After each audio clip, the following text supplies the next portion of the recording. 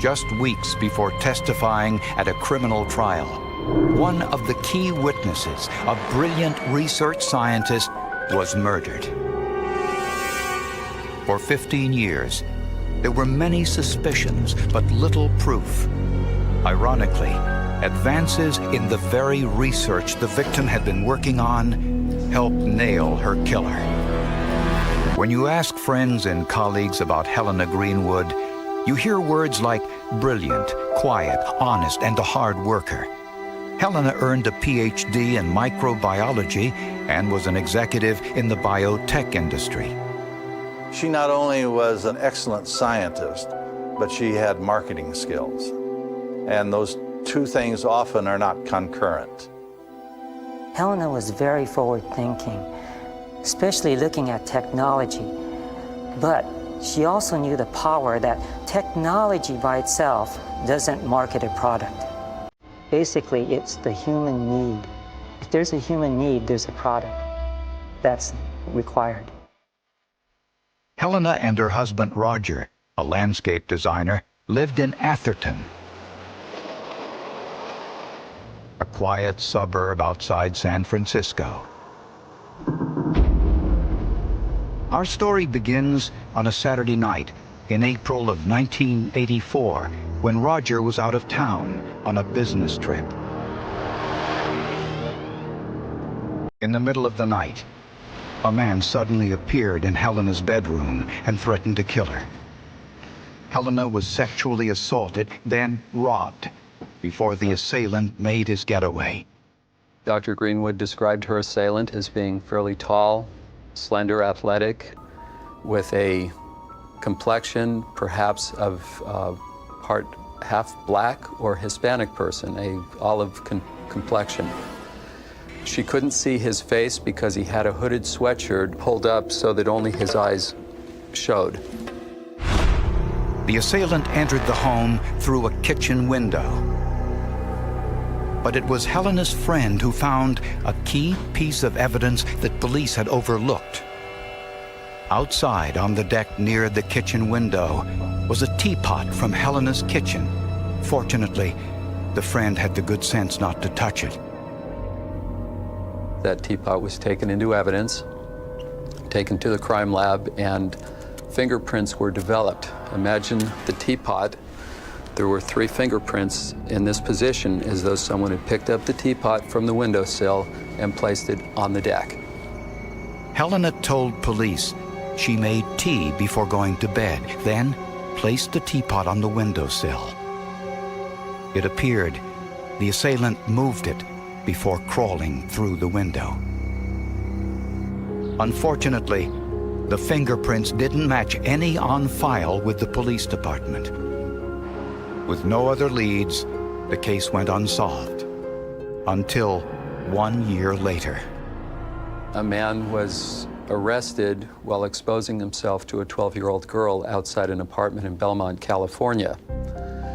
That suspect was David Paul Frediani. Belmont was only 7 miles from Helena's home. The suspect, David Paul Frediani, was a 42-year-old accountant with no prior arrests.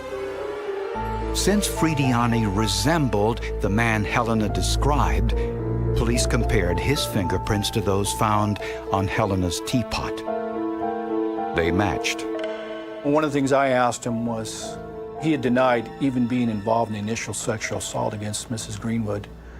And I remember asking him, you never assaulted this woman? He says, no, I never did any of that. They then told him, we have your fingerprints. At that point, according to Detective Chaput, Frediani took a deep breath, let it out, began trembling. He could actually see his chest moving in and out, and made a statement to the effect as, I was really drunk when I did those things. He then asked for a lawyer and refused to make any more statements. At the preliminary hearing, where both Helena and Frediani were present, she was asked if she could identify him, and she couldn't, not positively. And out of that arises one of the great mysteries of this whole case. But the fingerprints on the teapot were all the prosecution needed, so the case headed to trial. Sadly, Helena Greenwood didn't live long enough to testify in court. While her sexual assault case was pending, Helena Greenwood and her husband Roger moved from San Francisco to San Diego. She took a new job with GenProbe, a biomedical research firm that was looking for ways to diagnose disease through DNA. It would be more specific or more accurate. It would also allow the testing to be more rapid, cutting down tests from that would take sometimes weeks just to days, or things that would take days just down to minutes. One morning before work, Helena was at home on the phone, making last-minute preparations for an important company meeting. Helena was very prompt. She would always come in at 9 o'clock. But on this day, she never arrived. Co-worker Sam Morishima had a feeling that something was terribly wrong. Because she would have at least called. And again, she was very precise on her arrival at GenPro, being at 9, especially if she had a meeting with someone. Co-workers called Helena's husband at work. He immediately drove home and found the front gate locked. When he peered over the fence, In it he was. We rushed down to the house. The police tapes were up. They wouldn't let us through the gate. But Helena was assaulted right behind that gate door in the courtyard. the crime scene appeared to be staged. It had the earmarks of a robbery, but no money was missing from Helena's wallet. You had her purse that was strewn about. They preserved all of that for fingerprints or other evidence, of which unfortunately there were none. There was no physical evidence left. Obviously he wore gloves. I mean, one safely can assume that, I guess. And it was clear that Helena valiantly fought her attacker. This woman put up a hellacious fight. Obviously, it was evidenced by the fact that her fingernails were actually, 2 of them were found at the scene. She had broken them off while scratching this person. At the autopsy, the medical examiner discovered petechial hemorrhages in Helena's eyes, an indication of strangulation. There were no signs of sexual assault. But under Helena's fingernails were tiny traces of what appeared to be blood. Unfortunately, the sample was too small for forensic analysis. I mean, what comes to mind when there's a bizarre murder, you know, a strangulation in broad daylight? You think marital trouble, you think crime, you think drugs. I mean, Helen never got within 1,000 miles of any of those things. And that simply deepened the mystery. Helena's husband, Roger, was the first person police interviewed. He was just so mad at the police at the time because he was just, they were accusing, I mean, he was a suspect, and he was just saying, he says, why are they, doing this to me? Whenever a woman is killed, the prime suspect is generally the husband. And statistically, that bears out. Most women who are killed by someone well known to them, usually a romantic interest, and the husband is often the perpetrator. Roger said he left home at 8 a.m. and was at work at the time of his wife's murder, around 9 a.m. Records indicated Helena had been on the telephone until 9 a.m., about the time a neighbor heard a commotion. One man who lived next door said about 9 o'clock when he was shaving, he thought he heard a human, an abrupt human cry, but who knows? When police confirmed Roger was at work 40 minutes away at that time, he was eliminated as a suspect. Helena's murder also meant that she would never testify at the sexual assault trial back in San Francisco. I got a call from Roger Franklin, who was Dr. Greenwood's husband. Roger told me that his wife had been murdered in San Diego, the San Diego area, where they had moved after the sexual assault. That was a sickening moment because He also told me that her purse was found near her body, her car keys were there, her credit cards were there. It didn't appear that there had been a robbery. David Paul Frediani, the man accused of Helena's sexual assault, had been out on bail at the time of Helena's murder, but insisted he was 500 miles away in San Francisco. Investigators were naturally suspicious. He was the only person who conceivably had a motive for doing this. The prosecutor refused to drop the sexual assault charges against him. But everyone wondered whether the prosecutor would ever get a conviction now that his witness was dead.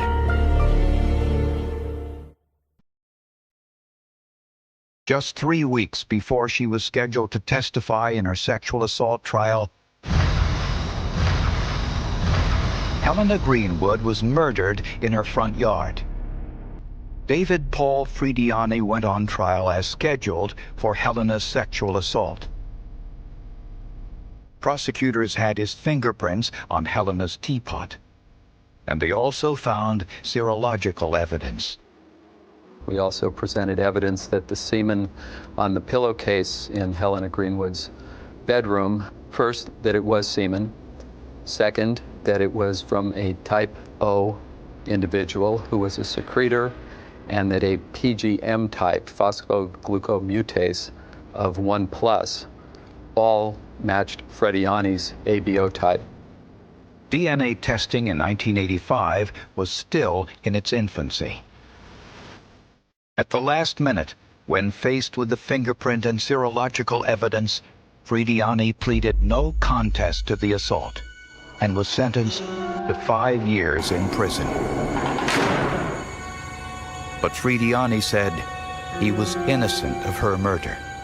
They knew who killed Helena Greenwood, and they knew it was David Paul Frediani, but they couldn't prove it.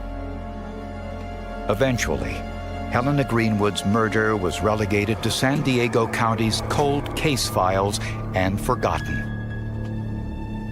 Over the next several years, Helena's parents died. Her husband, Roger, developed cancer, and he too passed away. And who is there to mourn for Helena? Very few, and growing fewer. And GenProbe went about the work Helena had been pursuing before her death, looking for ways to use new DNA technology for quicker, faster medical diagnoses. David Frediani served only 3 years of his 5-year sentence and was released. He returned to his accounting practice. This is a very egotistical, self-centered, obviously sociopathic person. Hey, I just got away with murder, you know? And his life went on and he prospered. And that's where the case stood for another 10 years. Until investigators in San Diego's cold case unit decided to take a second look at Helena Greenwood's murder. And deep in Helena's file was a piece of information that immediately caught investigators' attention. 7 days before Helena's murder, David Paul Frediani was involved in a minor traffic accident in Southern California, not far from Helena's home. The defendant had no business being in Southern California.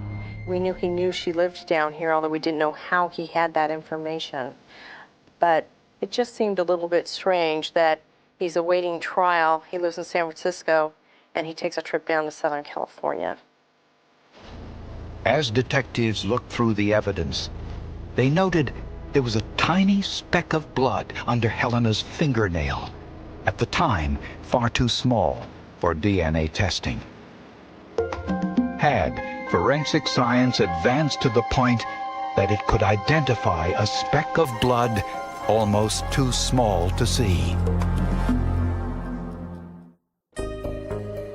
For 13 years, the murder of biotech research scientist Helena Greenwood went unsolved. The medical examiner found what looked to be blood under one of her fingernails. At the time, it was far too small for DNA analysis. By 1998, however, work the Gen probe and scientists like Helena Greenwood had been working on led to new developments in DNA testing. One of the most important was polymerase chain reaction, or PCR, which enabled scientists to copy minute DNA samples until they were large enough to test. Polymerase chain reaction allows you to make a geometrically increasing number of copies, where you start with 1. After 1 round of PCR, you end up with 2, and then 4, and then 8, and so on. The big advantage of PCR for forensic work is that it is so sensitive. A very small amount of DNA can yield a very large amount of information. It's a fortunate thing that they didn't try to test it at the time, because as you test biological material, it's destroyed. And had they, at the time of Helena's autopsy, tested that material, they would have found nothing, and the material would have been destroyed. When the biological material from Helena's fingernails was tested using PCR, scientists made an important finding. On some of the fingernail clippings, they found only DNA that was consistent with Dr. Greenwood's. And on one of the clippings, they found DNA that was essentially pure. It was not from Dr. Greenwood at all. And that's when they got very interested, because, of course, the possibility is that that's the perpetrator's DNA. And investigators found even more evidence on Helena's clothing. On her nylon stockings were grab marks, so they decided to test that area for microscopic traces of blood, and found some. The DNA from Helena's fingernail and stockings was compared to a blood sample from David Frediani. And here are the numbers. The odds that the DNA under Helena's fingernail and stockings was someone other than David Frediani's was 1 in 23 billion. He could hardly believe it when police arrested him.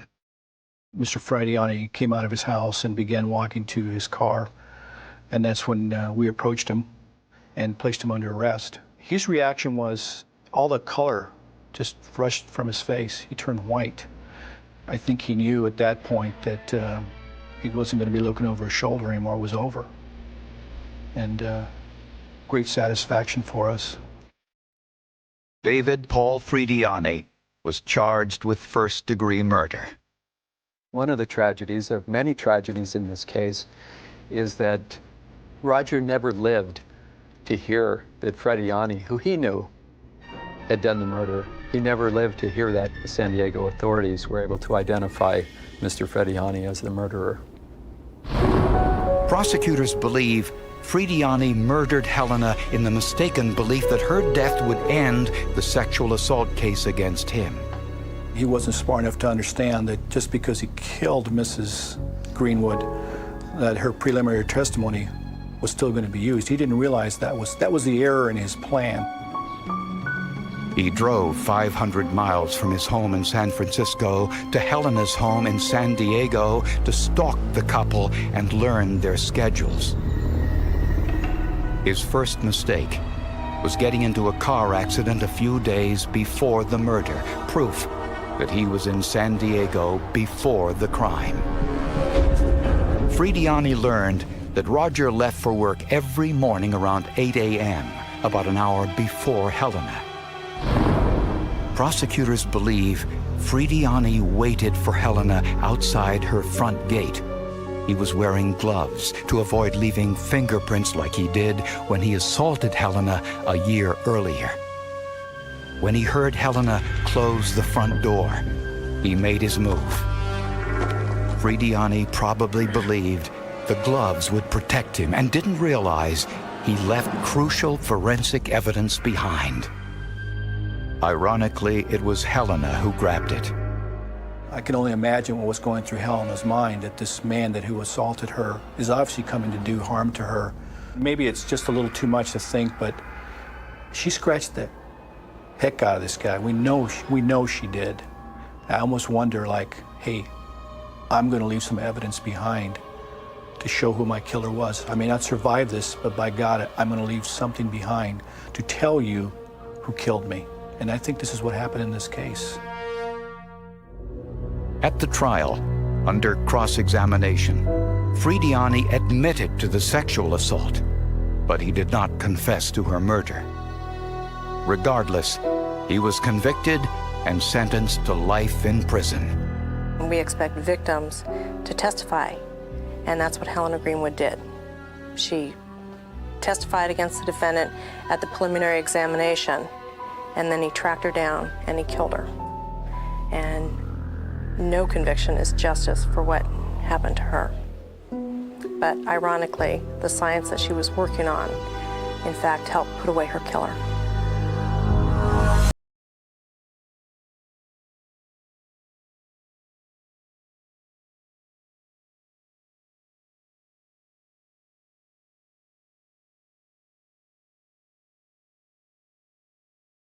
For 6 years, a serial killer prowled the streets of New York City, hunting his victims.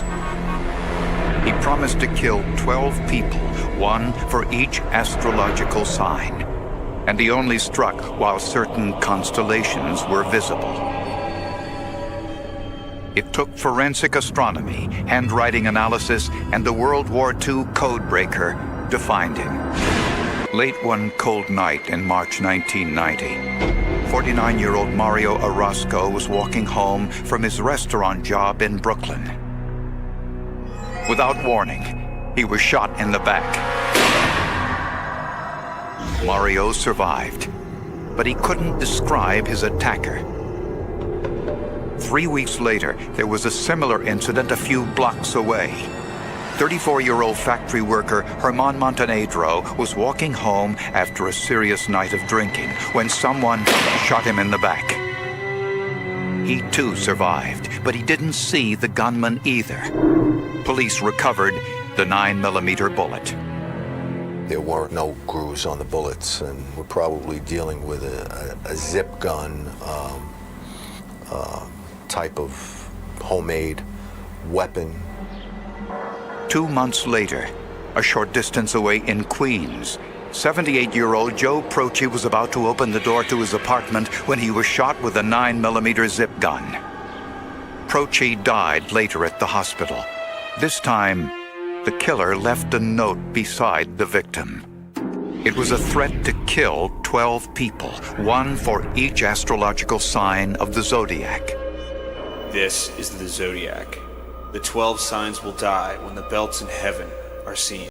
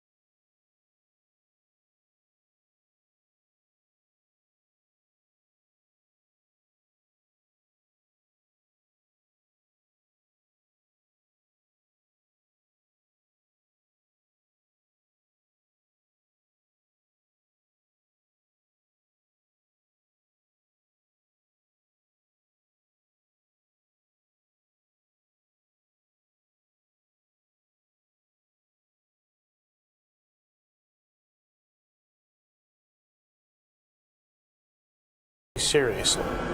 This letter held yet another clue.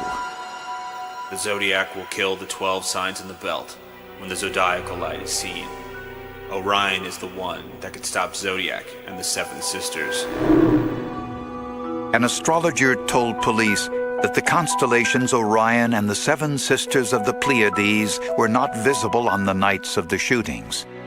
The Zodiac's letter implied he wouldn't strike when Orion and the Seven Sisters were in the sky. This thing was all over the newspaper now. I mean, this guy's claiming Zodiac. So now this thing is really a hot potato. It's like the biggest case in years in New York City.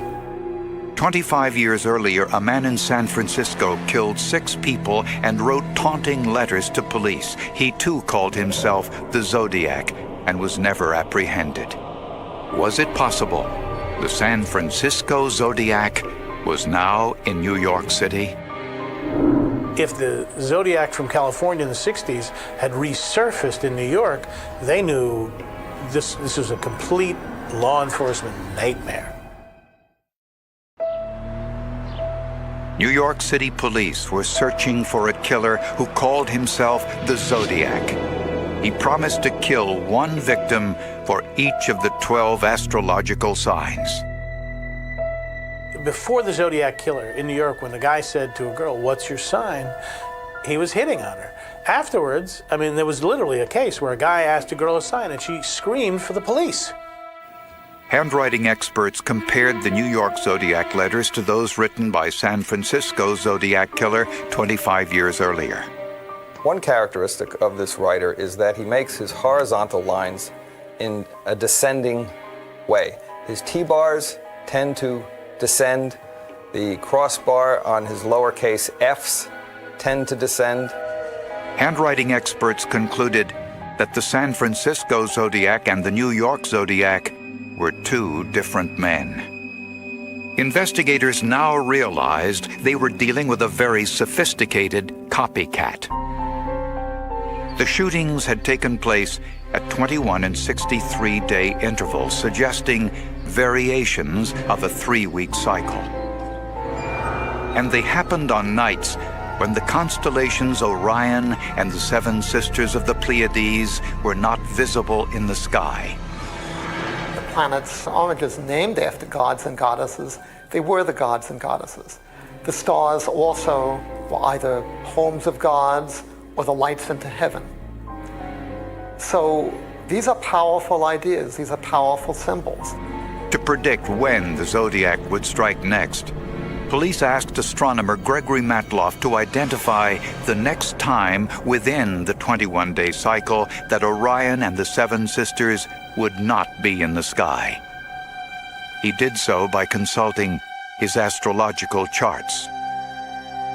By just adjusting this for time and day, and in some cases location, your latitude, you can see what is rising and what is setting. Matloff predicted Zodiac would strike next on June 21st, the summer solstice, the longest day of the year. So we have hundreds of plainclothes detectives out on nights when we think this guy is going to shoot again. And the Zodiac was even more clever than anticipated. He did strike, but not in the same area as before. This time, it was in Manhattan. He shot a homeless man, Larry Parham, who was sleeping on a bench in Central Park. In the victim's shoe was a note.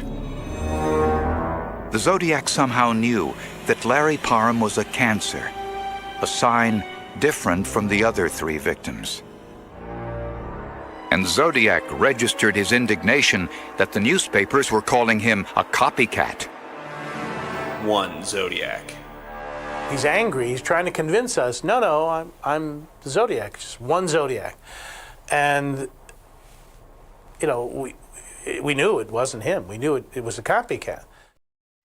To look for forensic evidence, criminalists saturated the letter with ninhydrin, a chemical that reacts with the amino acids from skin oils. Then, the letter was placed in a humidity chamber for several hours. The moisture in the chamber accelerated the chemical process, eventually revealing an almost perfect thumbprint. This was photographed and then compared to prints in every fingerprint database available. They did databases for city employees, Department of Motor Vehicles, postal workers, and they were going through those databases, including police officers. Every police officer in New York's fingerprints were compared to the Zodiac's. Believe me, they tried it. And nothing. No hits. There had been no witnesses. None of the surviving victims could give a description, and the only forensic evidence was a single fingerprint. Zodiac claimed that only the constellations Orion and the Seven Sisters could stop him. New York police hoped to add themselves to the list. The Zodiac killed one man and wounded 3 others in New York City. And for some unexplained reason, he struck only on nights when the constellations Orion and the Seven Sisters were not in the sky. Just as unusual was the fact that he apparently knew the birthdays of all 4 of his victims. And it was clear from the Zodiac's letters that he was following the investigation in the newspaper. I printed a story that the police had his fingerprints. He messed up, and I'm convinced that as soon as he saw that, you know, he folded his tent, because he knew that once they had fingerprints, if they had comparison, he was cooked. And for almost 2 years, there were no more Zodiac shootings. It wasn't until 1994 that the Zodiac sent his next letter announcing his return. The Zodiac claimed responsibility for the stabbing death of 39-year-old Patricia Fonte in Highland Park. Patricia was a Leo. And 40-year-old Joseph Diacon was shot and killed while he was walking near this highway underpass. Joseph was a Virgo. The bullet was a through-and-through wound which severed his carotid artery, and he bled to death there within moments, certainly. Zodiac's next victim, 40-year-old James Weber, was shot in the same location. He was a Libra, and fortunately, he survived the attack. He snuck up behind them, gave them no warning. He just shot them and ran away, laughing. According to Weber, Weber said after he was shot in the buttocks, he heard him laughing as he jumped into the cemetery. Amazingly, each of Zodiac's 7 victims had a different astrological sign. But the pattern stopped with his 8th victim, 40-year-old Diane Ballard, who also survived the shooting, but was a Taurus, the same sign as an earlier victim. Zodiac also took credit for shooting a 9th man in Highland Park, although police couldn't confirm the shooting took place. One of his last remarks in each of those letters, he actually says no groups. And those are the ballistic identifiers that ordinarily most examinations and comparisons are made by in the field of ballistics. Although the Zodiac bragged that police would never catch him, with this letter, he made a mistake. He licked the envelope flap and left enough saliva for DNA testing. Police now had the DNA profile of the Zodiac killer. The letter also included another clue. I knew it was a code. It was a 9 towers, because there were 9 victims. And I wrote down all the different symbols. And I think I had 23, very close to an alphabet. And then I did something called a frequency count, which is you write down how many times each letter is used, because, for example, E is the most commonly used letter in the alphabet. Kieran Crowley's father-in-law had been a codebreaker in World War II. Together, they discovered that the alphabet was based on a maritime system of international flags and pendants. And with this discovery, they were able to decipher the Zodiac's secret message. It said, "This is the Zodiac speaking. I am in control. Who mastery, be ready for more. Yours truly." The Zodiac killer had been walking the dark, deserted streets of New York City undetected for 6 years. Captain Joseph Herbert worked on the Zodiac task force, and he knew that eventually the forensic evidence would catch him. This case is actually a study in forensic investigations, because I knew at the time from working on a task force that we had partial fingerprints from 2 of the letters from the earlier shootings. The bullets that were removed from the bodies were not traditional lance and groove bullets, but they did have barrel markings on them that could be compared to other barrels. We knew that we had a DNA sample from one of the letters. Police continued to search for the Zodiac. On a dark, dreary March afternoon in 1996, their luck began to change. Open the door. A young man in a Brooklyn apartment apparently got angry because his younger sister and her boyfriend were together alone in her bedroom. He demanded the boyfriend leave. When they refused, he fired a shot through the bedroom door. When the woman ran out to confront her brother, he shot her in the buttocks with a shotgun. The police arrived to discover the man was holding his sister's boyfriend hostage. Captain Herbert was assigned as the hostage negotiator. I'm behind one side of the door and he's on the other side of the door. And I'm talking to him. And I'm trying to articulate to him that enough damage has been done. After about 3 hours, he indicated to me that he wanted to surrender.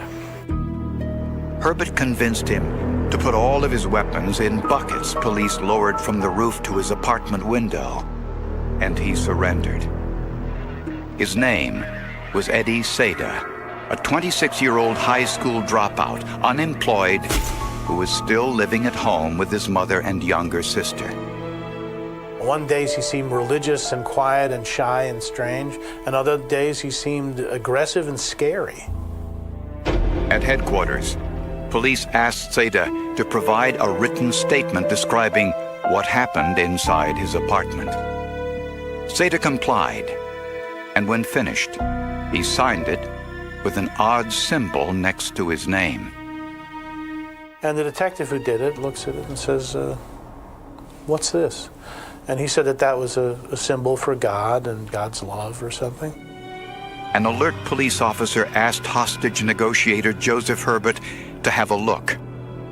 Herbert knew immediately what he was looking at. I remember the feeling to this day. It was a very calm feeling, because I knew we had him. I studied those letters for 4 years, and it was ingrained in not only my memory, all the guys who worked the Zodiac Task Force. The statement out of my mouth was, as sure as I'm standing here, this is Zodiac Killer. To prove their suspicions, police turned to forensic science. First, Seda was fingerprinted. His prints were then compared with the print left on the letter in Central Park. It was a match. Next, handwriting experts compared the handwriting from the Zodiac's letters to Seda's known handwriting sample. The experts concluded they were written by the same hand.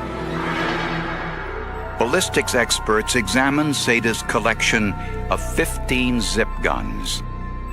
In his letters, Zodiac claimed no one would catch him because his gun barrel didn't have the traditional lands and grooves inside for testing. But the Zodiac apparently didn't know about forensic tool mark analysis. A tool mark is a characteristic left behind during the process of using a tool to either cut, grind, file, or polish a piece of metal. There can be hundreds of microscopic tool marks in a pipe used in a homemade gun. When ballistics experts compared the bullets from the victims to those fired from Seda's zip gun, the tool marks were microscopically similar.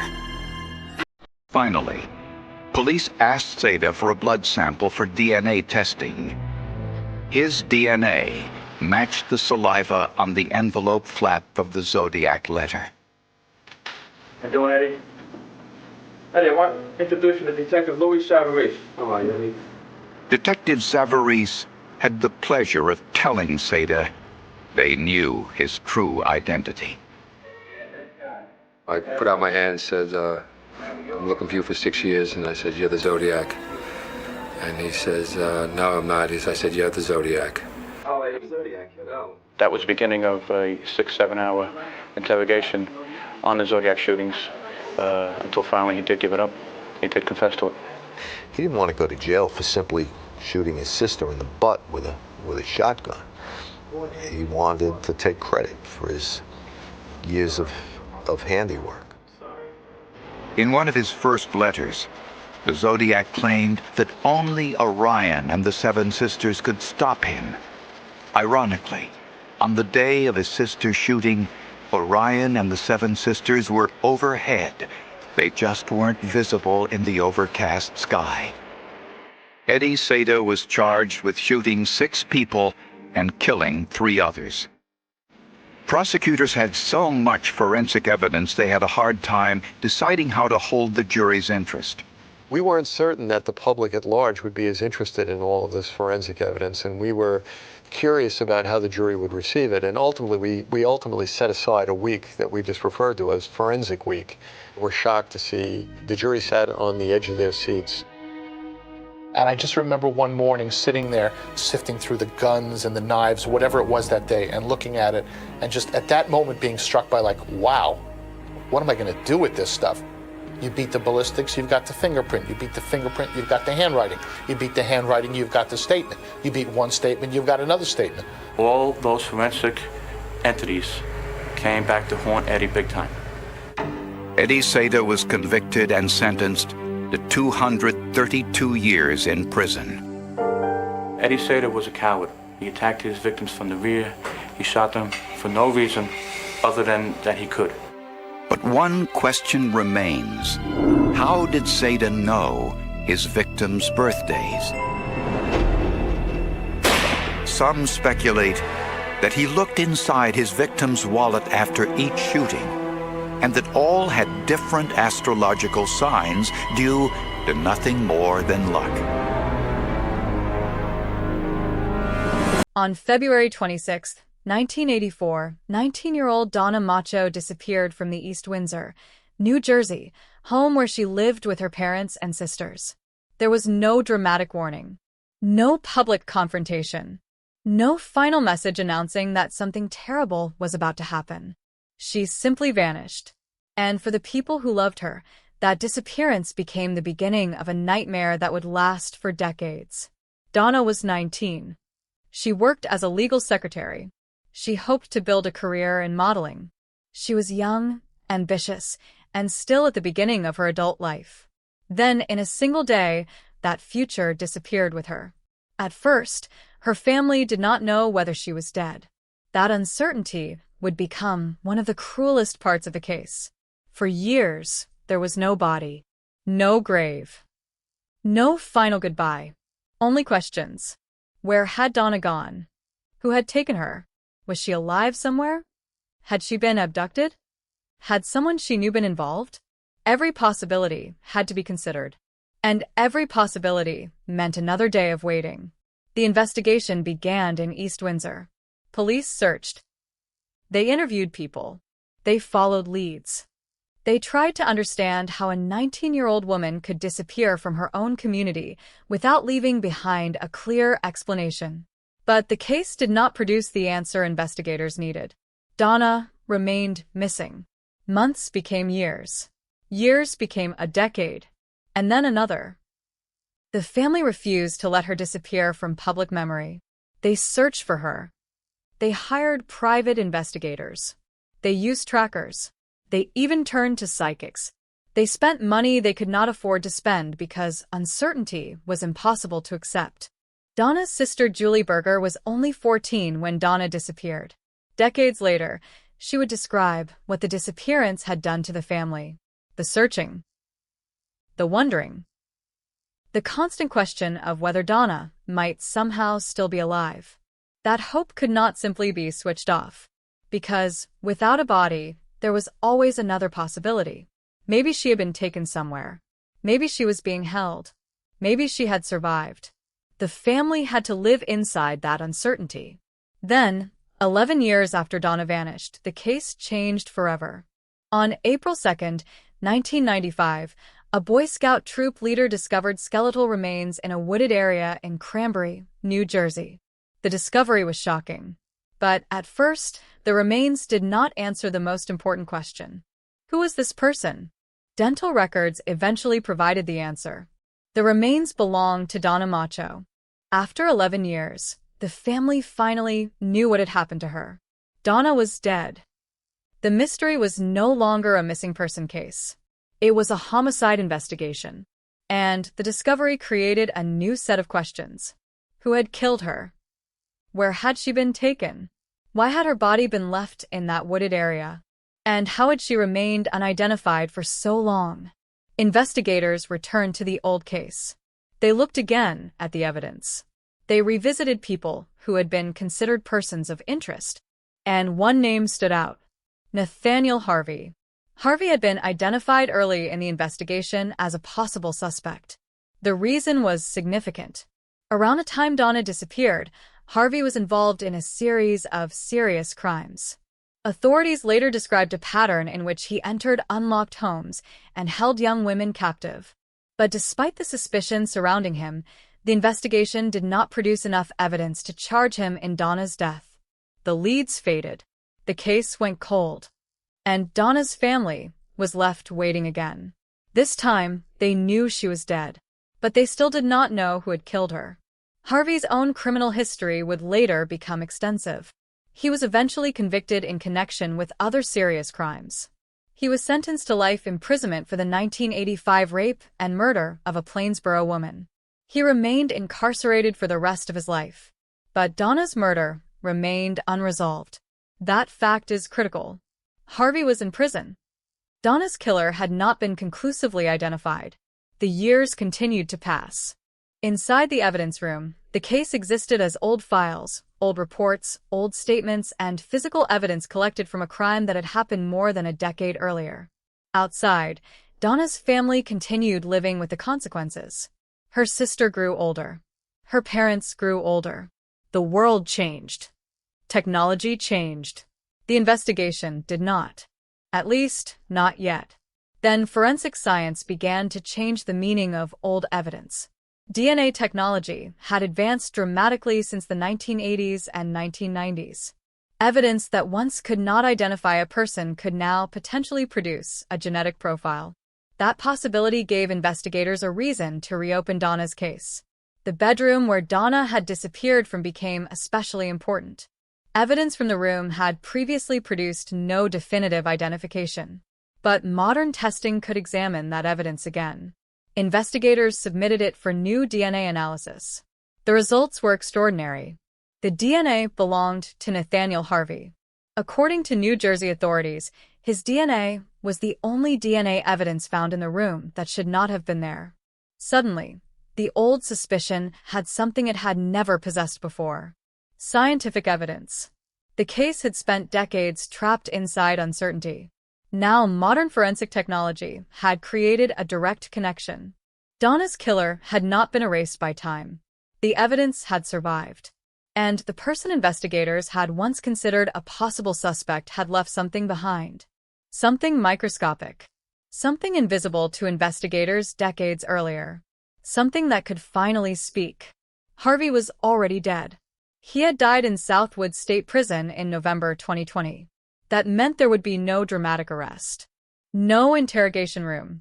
No handcuffs. No courtroom confrontation with Donna's family. The man authorities identified as responsible for Donna's murder was already gone. But death did not prevent investigators from establishing the truth. In 2023, the New Jersey Attorney General's Office and the Mercer County Prosecutor's Office announced what they described as the conclusive identification of Nathaniel Harvey as the person responsible for Donna's sexual assault and murder. The announcement brought an end to decades of uncertainty. But it also revealed something disturbing. The suspect had been visible years earlier. Investigators had considered him. His name had entered the case. But the evidence needed to establish his responsibility did not exist in a form investigators could use. The technology was not there. The case went cold. Donna remained dead. Her family remained without an answer. And Harvey continued serving a life sentence for another homicide. The truth was still buried. Not only in the woods where Donna's remains were found, but inside evidence that would remain silent for years. That is what makes the case so haunting. The breakthrough did not come from a mysterious confession. It did not come from a dramatic stranger appearing at a police station. It did not come from a family secret suddenly exposed. It came from science. A tiny biological trace. Evidence collected decades earlier. Evidence that investigators could not fully exploit at the time. And when modern technology finally examined it, the past became impossible to ignore. The DNA pointed toward Harvey. Then investigators had to determine whether the rest of the evidence supported the connection. It did. Donna's vehicle had been found abandoned near a sewer plant. That location was within walking distance of Harvey's residence. Her remains were found in a wooded area near a farm where Harvey had briefly worked around the time she disappeared. Those details did not stand alone. The DNA evidence was the critical breakthrough. But the locations created a disturbing geographic connection. Donna had vanished. Her vehicle had been abandoned. Her body had eventually been found. And the man authorities identified decades later had connections to the places surrounding those events. The original investigators had not been able to close the case. The modern investigators could see the picture differently. The technology had changed. The evidence had not. Donna's family had spent decades searching for an answer. Now they finally had one. But the answer came with a painful reality. The person responsible had already been imprisoned for years. And he had died before the truth about Donna's murder was officially established. There would be no trial. No verdict. No sentence specifically for Donna. Only an official conclusion. Nathaniel Harvey was responsible. The family had finally been given the truth. But truth and justice are not always the same thing. For Donna's sister, the emotional cost of those decades could never be erased. She had been 14 when her sister disappeared. For years, she did not know whether Donna was alive. The family searched. They hoped. They spent money. They followed possibilities. They lived with uncertainty. Then, in 1995, the remains were found. Hope became grief. And even then, the most important question remained unanswered. Who did this? The answer would take another 28 years. That is the timeline that makes Donna Macho's case so difficult to comprehend. She disappeared in 1984. Her remains were discovered in 1995. The man ultimately identified as responsible died in 2020. And only in 2023 did investigators publicly announce the DNA-based conclusion. Nearly 4 decades separated the crime from the final identification. 4 decades in which Donna's name remained connected to an unanswered question. 4 decades in which her family had to continue living. And 4 decades in which the evidence waited. That is the true power of a cold case. The clock stops for no one. The victim cannot wait. The family cannot wait. But evidence sometimes can. A biological trace can survive. A document can survive. A photograph can survive. A forgotten object can survive. And when technology catches up with the evidence, a case that appeared permanently frozen can suddenly move. Donna's case is a reminder that time does not necessarily destroy every answer. Sometimes it hides the answer. Sometimes it takes decades before investigators have the tools to see it. And sometimes the most important clue is not something discovered today. It is something collected long ago. Something investigators touched. Something they photographed. Something they stored. Something they could not understand. Until science finally gave it a voice. Donna Macho disappeared as a 19-year-old woman with plans for her future. She was not a headline. She was not a case number. She was a daughter. A sister. A young woman hoping to build a career. Then someone took her life. For decades, her family had to live without knowing who. Now they know. The evidence finally answered the question that had haunted them since 1984. And the answer had been waiting inside the case all along. The answer had been waiting inside the case all along. But an answer discovered decades later does not erase the years that came before it. For Donna Macho's family, the most painful part of the story was not simply that she had been murdered. It was that for 11 years, they did not even know whether she was alive. That uncertainty began on February 26, 1984. Donna was 19 years old. She was living with her parents and sisters in East Windsor, New Jersey. She worked as a legal secretary. She was also pursuing another dream: modeling. She had plans. She had a future. And nothing about that February day suggested that her life was about to disappear. Then she was gone. The first hours after a disappearance are critical. Every minute matters. Investigators need to establish the last confirmed sighting, the last phone call, the last known destination, the people who had contact with the missing person, the vehicle, the clothing, the places she was expected to be. Every detail can become important. But in Donna's case, the central question remained painfully simple. Where was she? The family needed an answer. Police needed an answer. And the longer that answer remained out of reach, the more frightening the possibilities became. There was no body. No confirmed crime scene. No definitive proof that Donna had been killed. That meant investigators had to work within the uncertainty of a missing person investigation. People disappear for many reasons. Some leave voluntarily. Some are victims of accidents. Some are abducted. Some are killed. Investigators cannot assume the answer. They have to establish it. For Donna's family, however, there was no waiting patiently for the investigation to resolve itself. They searched. They asked questions. They followed leads. They tried anything that might bring her home.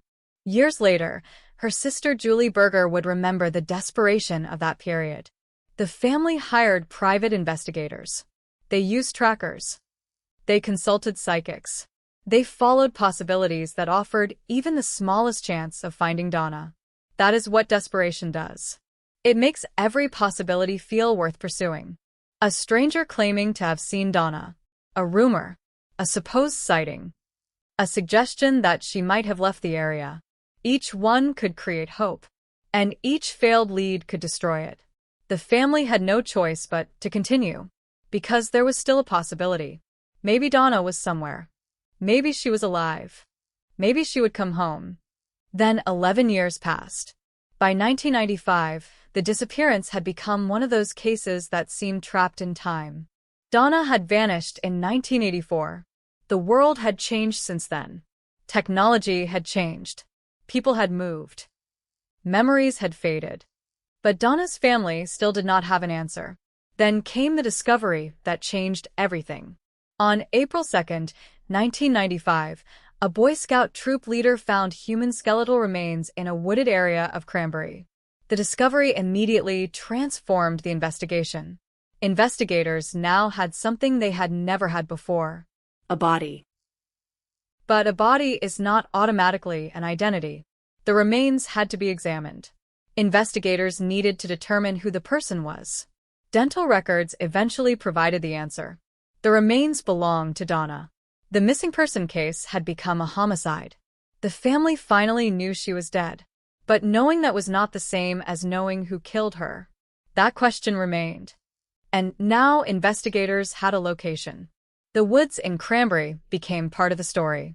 But the place where Donna's remains were found was not necessarily the place where she had been killed. That distinction mattered. A body can be transported. A crime can begin somewhere else. Investigators had to reconstruct the path. Where had Donna been before she disappeared? Where had her vehicle been? Where could she have encountered the person responsible? How had her body reached Cranberry? The investigation had to move backward. From the discovery site. To the victim.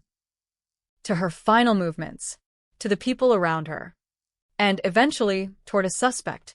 That suspect had already appeared in the investigation years earlier. Nathaniel Harvey.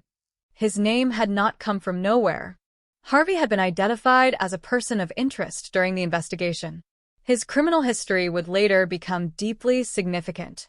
He had been connected to serious crimes involving women. In 1985, he was convicted in the rape and murder of a woman in Plainsboro. He received a life sentence. He remained imprisoned. But even after Harvey was convicted of another murder, the evidence required to establish that he had killed Donna did not exist. That distinction is crucial. A violent criminal history can make investigators look harder. It cannot, by itself, prove responsibility for another homicide.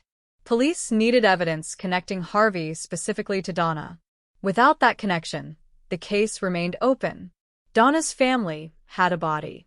They had an identity. But they did not have accountability.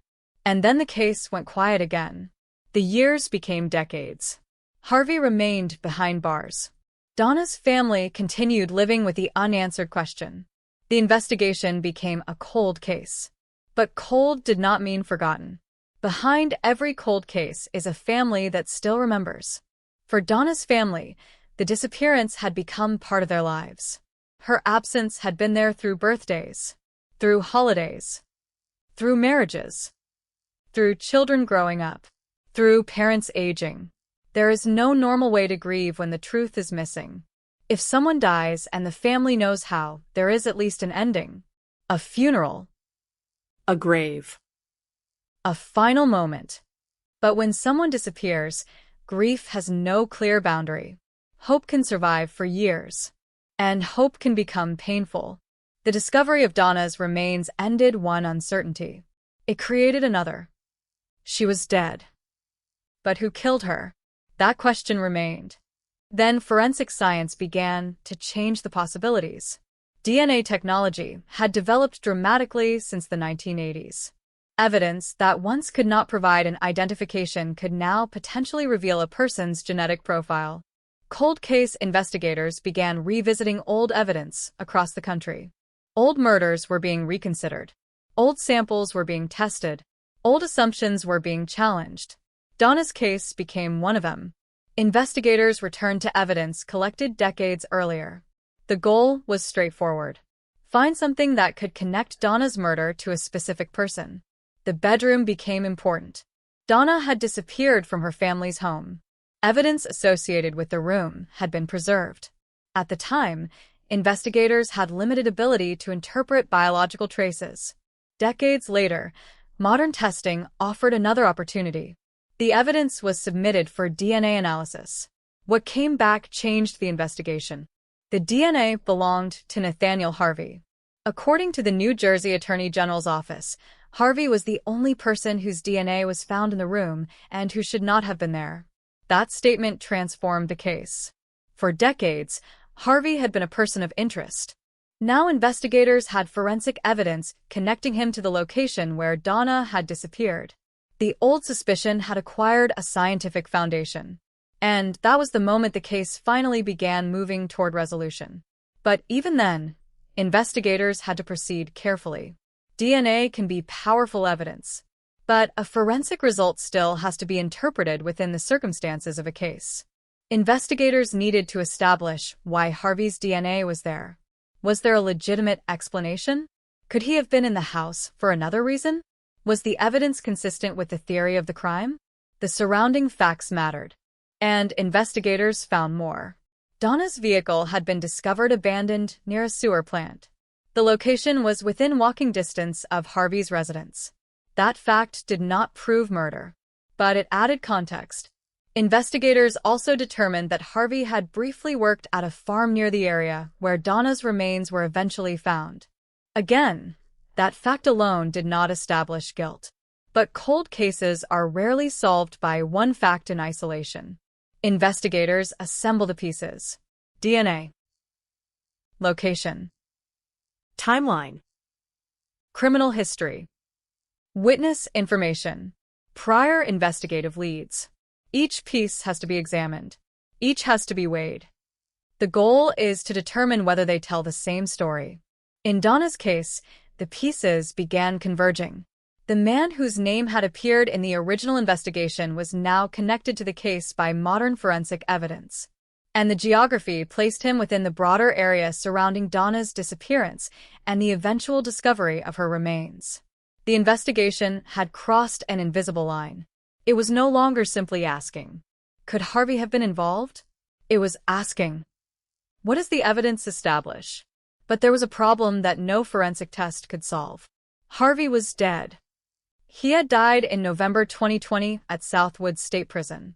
The man investigators identified as responsible for Donna's death would never stand trial for it. There would be no interrogation, no confession, no courtroom, no cross-examination, no jury, no sentence. The resolution would have to come through the evidence. And that made the DNA discovery even more important, because science was now doing what a living suspect never could. It was allowing investigators to establish a connection after the suspect was gone. Donna's family could not confront Harvey, but they could finally hear the conclusion from investigators. After decades of uncertainty, the New Jersey Attorney General's office and the Mercer County Prosecutor's office announced in 2023 that Harvey was responsible for Donna's sexual assault and murder. The announcement closed a chapter that had begun nearly 40 years earlier. But closure does not mean forgetting. It means finally knowing. Donna had not simply vanished. She had been taken. She had been killed. And the person responsible had been identified. The case also revealed something uncomfortable about investigations. Sometimes the suspect is already known. Sometimes the police have already looked at him. Sometimes the name exists in the file. What is missing is the evidence needed to connect that person to the crime. That was the situation with Harvey. His name had surfaced, but suspicion was not enough. The investigation needed proof. And that proof did not arrive until decades later. The delay was not because the family stopped caring. It was not because Donna's life became less important. It was because the tools required to answer the question had not yet reached the case. That is one of the strangest realities of modern cold case investigations. The detective may be different. The laboratory may be different. The database may be different. But the evidence can remain exactly where it was. Waiting. A biological trace does not know how many years have passed. It does not know that a detective retired. It does not know that a family lost hope. It does not know that the suspect died. It simply remains. And decades later, someone can finally test it. That was what happened with Donna. A case that seemed trapped in 1984 was reopened by 21st century science. The past suddenly became present. The evidence spoke. And this time, investigators were able to listen. For Donna's sister, that moment could not erase the years. Nothing could. It could not return Donna to 19 years old. It could not restore the future she had planned. It could not give the family back the years spent searching. It could not erase the memory of waiting for a phone call that never came. But it could answer one question. Who was responsible? And after decades, that question finally had a name. Nathaniel Harvey. The case had begun with a disappearance. It had transformed into a murder investigation. It had gone cold. And then, decades later, forensic science reopened the door. The investigation had not found a living killer. It had found something more enduring. Evidence. Evidence that had survived the passage of time. Evidence that survived the death of the suspect. Evidence that survived the years when the case seemed forgotten. Donna's story had been silent for decades. Now the silence had been broken. But the most haunting part was still the beginning. A 19-year-old woman had left behind plans, dreams, and a family that loved her. She disappeared. Her family searched. They waited. They hoped. 11 years later, her remains were found. 28 years after that, science finally identified the man responsible. Nearly 40 years had passed, and the answer had been waiting in a place investigators had already searched. Not in a confession, not in a rumor, not in a family secret, in evidence. Tiny evidence. Invisible evidence. Evidence that had survived when almost everything else had changed. And that evidence finally gave Donna Macho something her family had been denied for most of their lives. The truth. The truth had a name. But a name alone could never explain 40 years of silence. For Donna Macho's family, the announcement identifying Nathaniel Harvey did not erase the years when they had not known where she was. It did not erase the 11 years between her disappearance and the discovery of her remains. And it did not erase the decades that followed, when they knew Donna had been murdered, but but did not know who had done it. The investigation had to go deeper. Because before the DNA result, before the modern forensic testing, before Harvey's name was officially connected to Donna's murder, there had been a 19-year-old woman trying to build a future. Donna's life mattered long before she became a cold case headline. She worked as a legal secretary. She had ambitions in modeling. She was still young enough that the future seemed wide open. Her family knew her routines. They knew her personality. They knew the small details that never appear in police reports. And then one day, those ordinary details became evidence. A person disappears. The police ask what happened. The family asks where she went. Every answer begins with the last moment anyone knows for certain. For Donna, that final period of certainty would become one of the most important parts of the investigation. She had not simply disappeared into an unknown world. She had vanished from a place connected to her family. That meant investigators had to examine the environment around her disappearance. Who could enter? Who knew the family? Who had been in the area? Who had access? What physical evidence remained? And most importantly, was there anything that could identify the person responsible? At the time, investigators did not have the tools they would eventually use. That is easy to forget when looking backward. Modern audiences see DNA as almost automatic.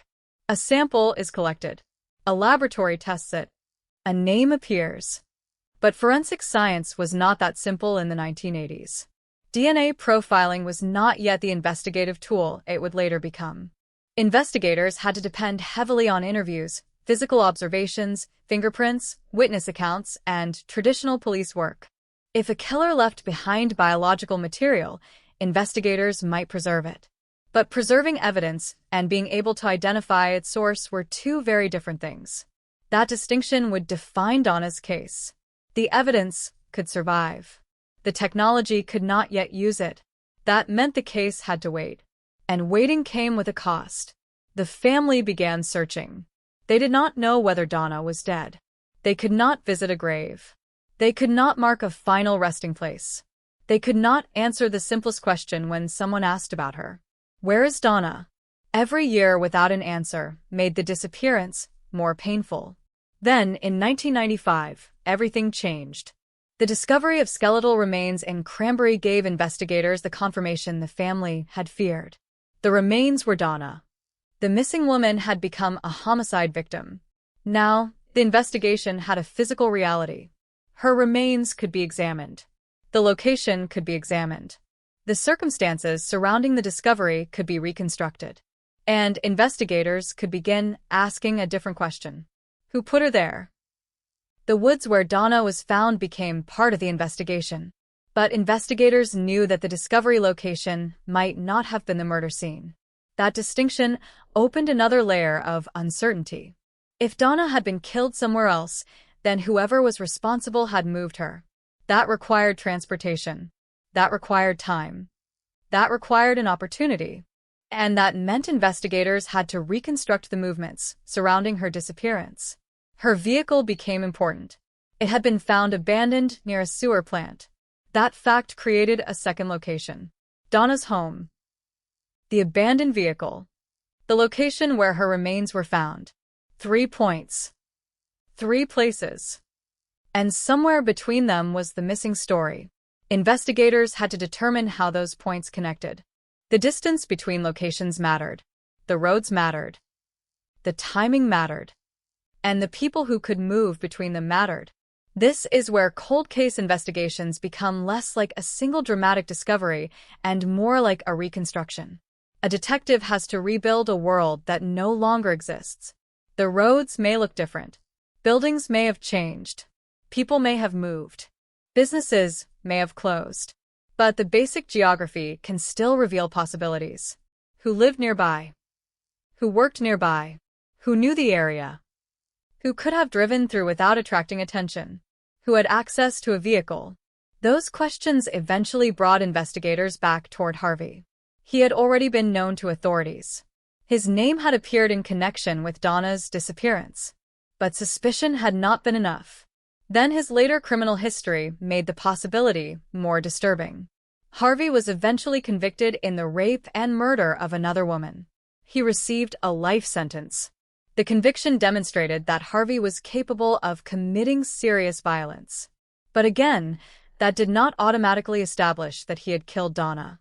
Investigators needed this specific connection. That is where the old evidence became critical, because the question was no longer simply whether Harvey had a history of violence. It was whether he had left evidence behind in Donna's home. Modern forensic testing eventually answered that question. DNA recovered from the bedroom linked Harvey to the scene. According to New Jersey authorities, Harvey was the only person whose DNA was identified in the room who should not have been there. That was a remarkable development. For decades, the case had been built around uncertainty.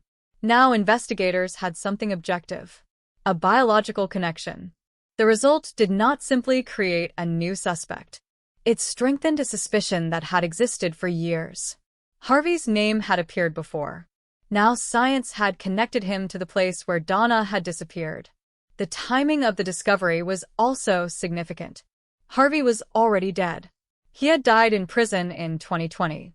That meant the evidence could never be used to interrogate him.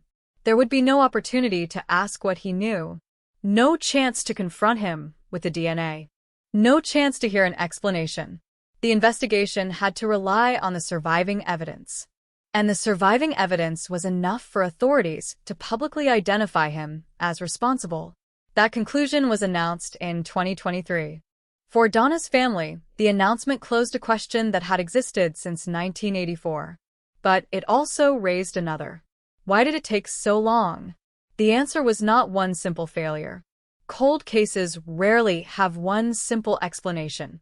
Investigations can stall because evidence is limited. Witnesses disappear.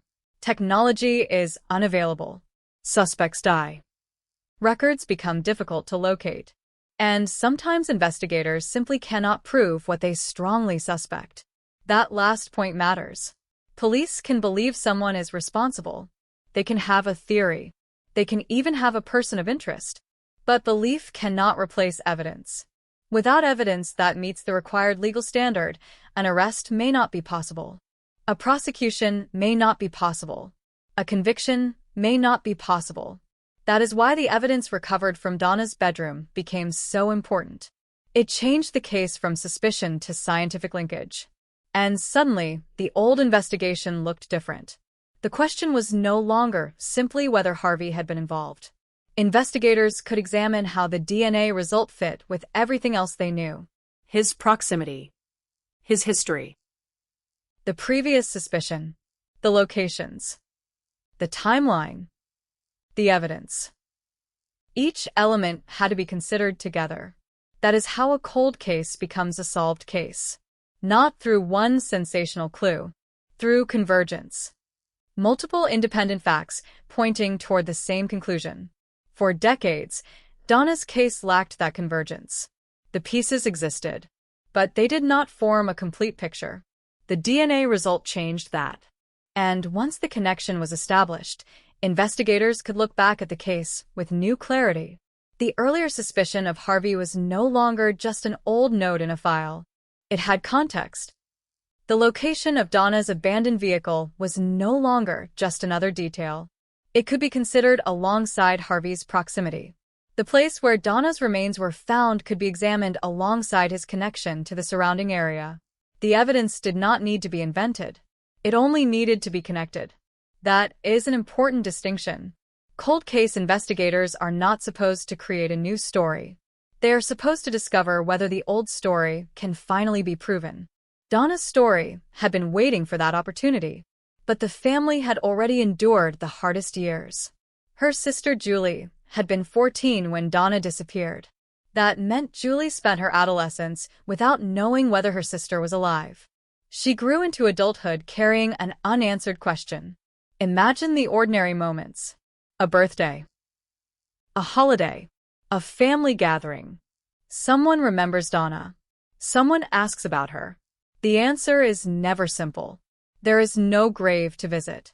No confirmed final moment. No certainty. Only the absence. That absence can shape an entire family. Then, 11 years later, The remains are found.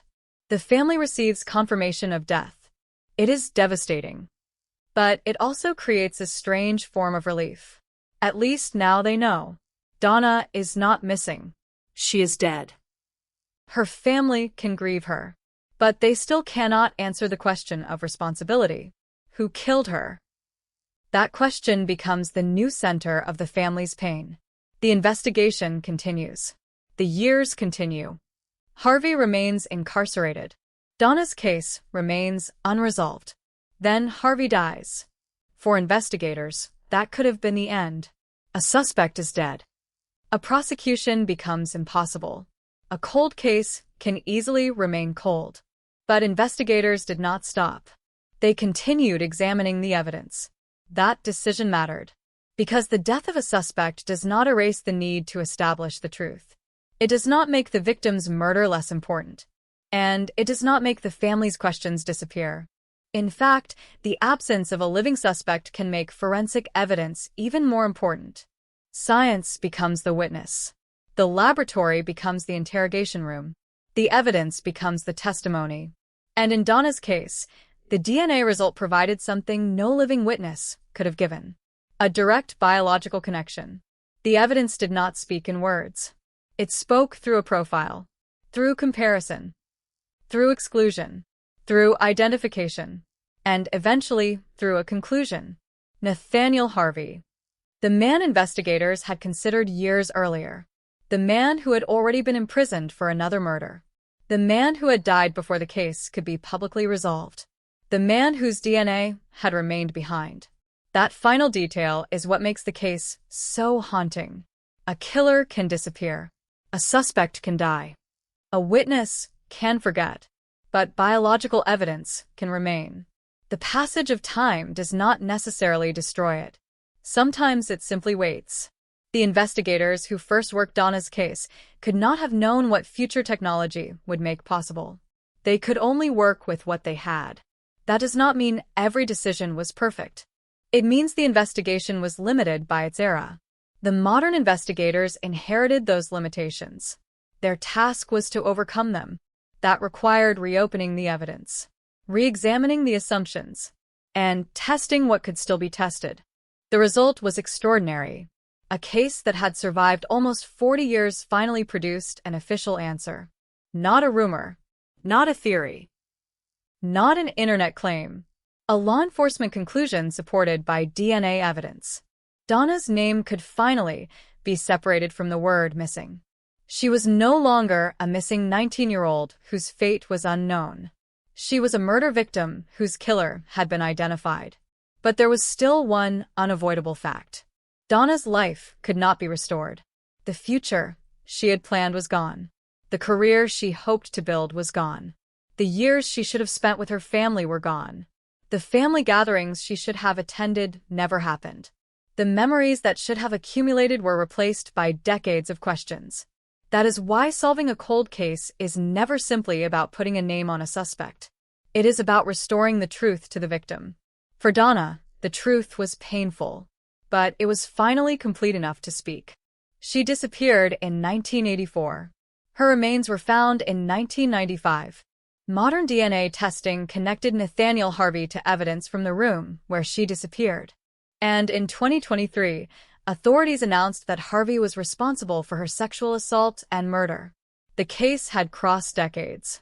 It had survived investigators, technology, silence, and the death of the man responsible, but it had not disappeared. Because Donna had not disappeared from the memories of the people who loved her. And as long as someone kept asking what happened, the case still had a chance to speak. Sometimes the truth is not discovered because someone suddenly remembers. Sometimes it is not discovered because a killer finally confesses. Sometimes it is waiting in a piece of evidence that investigators collected long before anyone knew how valuable it would become. That was Donna Macho's story. The evidence waited. The family waited. And eventually, science caught up. The evidence had survived. That fact would become one of the most important details in the entire investigation. For nearly 4 decades, Donna Macho's murder had existed in the space between suspicion and proof. Investigators had theories. They had people of interest. They had physical evidence. They had a body. They had a family desperate for answers. What they did not have was the one thing that could bring all of those pieces together: a definitive connection. Then modern forensic science changed the balance. But to understand why the breakthrough mattered, it was necessary to go back to the beginning, to the moment when Donna's family still believed they might see her again. Donna was 19 years old when she disappeared in February 1984. She was living with her family in East Windsor. She had a job. She had plans. She was interested in modeling. She was young enough that the next stage of her life was still being written. Then suddenly there was no next stage. There was only silence. The disappearance immediately created questions that had no easy answers. If Donna had left voluntarily, where had she gone? If she had been taken, who had taken her? If she had been harmed, where was the evidence? And if someone had killed her, why had that person not been identified? Those questions would remain unanswered for 11 years. For her family, the uncertainty was devastating. Her sister Julie Berger was only 14 when Donna disappeared. That meant the disappearance was not something she experienced as a distant historical event. It happened during her childhood. Then it followed her into adulthood. Years passed. People changed. The family grew older. But Donna's absence remained. There were no photographs of a final resting place. No confirmed account of her last hours. No person who could stand in court and explain what happened. There was only a missing woman, and the possibility that she might still be somewhere. That possibility was enough to keep the family searching. They used private investigators. They followed leads. They pursued suggestions that might have seemed impossible to someone outside the family. Even psychics were consulted. That detail says something about the desperation created by an unresolved disappearance. When the official investigation cannot provide an answer, families sometimes turn to anything that offers a possibility. Not because they necessarily believe every claim, because doing nothing is unbearable. Every rumor can become a potential lead.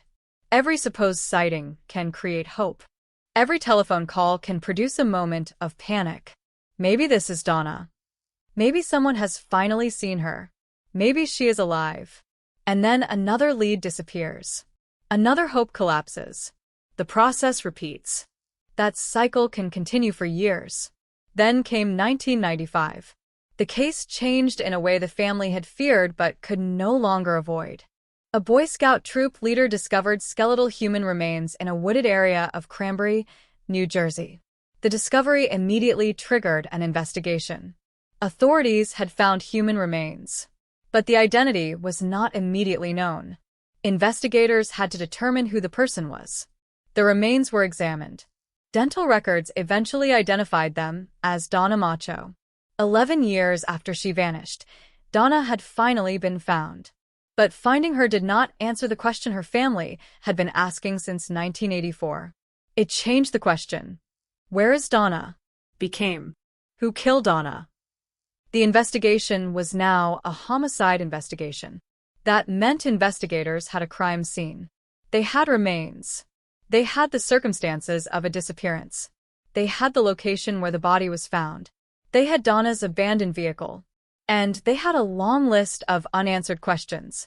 The location where Donna's remains were discovered was not simply a point on a map. It became part of a larger reconstruction.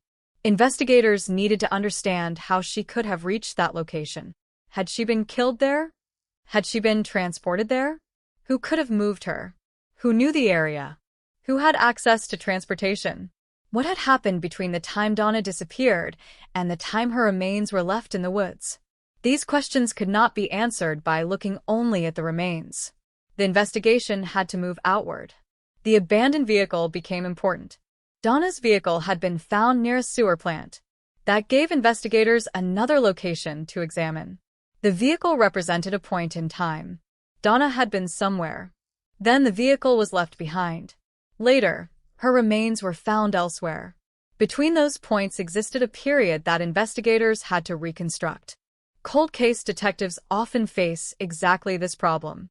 They have the beginning. They have the end. but the middle is missing. And the middle is where the crime happened. The investigation had to determine whether someone could be placed between those locations. That was where old suspects became important. Nathaniel Harvey had already been identified as a person of interest during the investigation into Donna's disappearance. His name was not a discovery made in 2023. It had existed in the case much earlier. But investigators did not have enough evidence to charge him with Donna's murder. That distinction is essential. A person of interest is not a convicted killer. A suspicious history is not proof of a specific crime. And a theory is not a verdict. Harvey's later criminal history, however, made him impossible to ignore when the case was reopened. He had been convicted in connection with the rape and murder of another woman in Plainsboro. He received a life sentence. That conviction established that Harvey had committed a serious violent crime. But it did not automatically establish responsibility for Donna's murder. Investigators still needed a direct connection. They needed evidence that could withstand scrutiny. That was where the old evidence became so important. When Donna disappeared in 1984, investigators collected evidence from the scene. At the time, technology limited what could be learned from biological material. The evidence could be preserved. But preservation did not mean identification. Years later, forensic science had advanced. DNA profiling had become a major tool in homicide investigations. Cases that had once appeared impossible to solve could sometimes be reopened. Old biological evidence could be retested. A sample that had once produced nothing useful could potentially identify a person decades later. That possibility changed the way investigators looked at cold cases.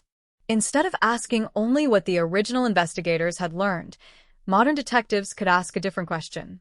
What can this evidence tell us now? That question eventually returned investigators to Donna's case. The old evidence was examined again.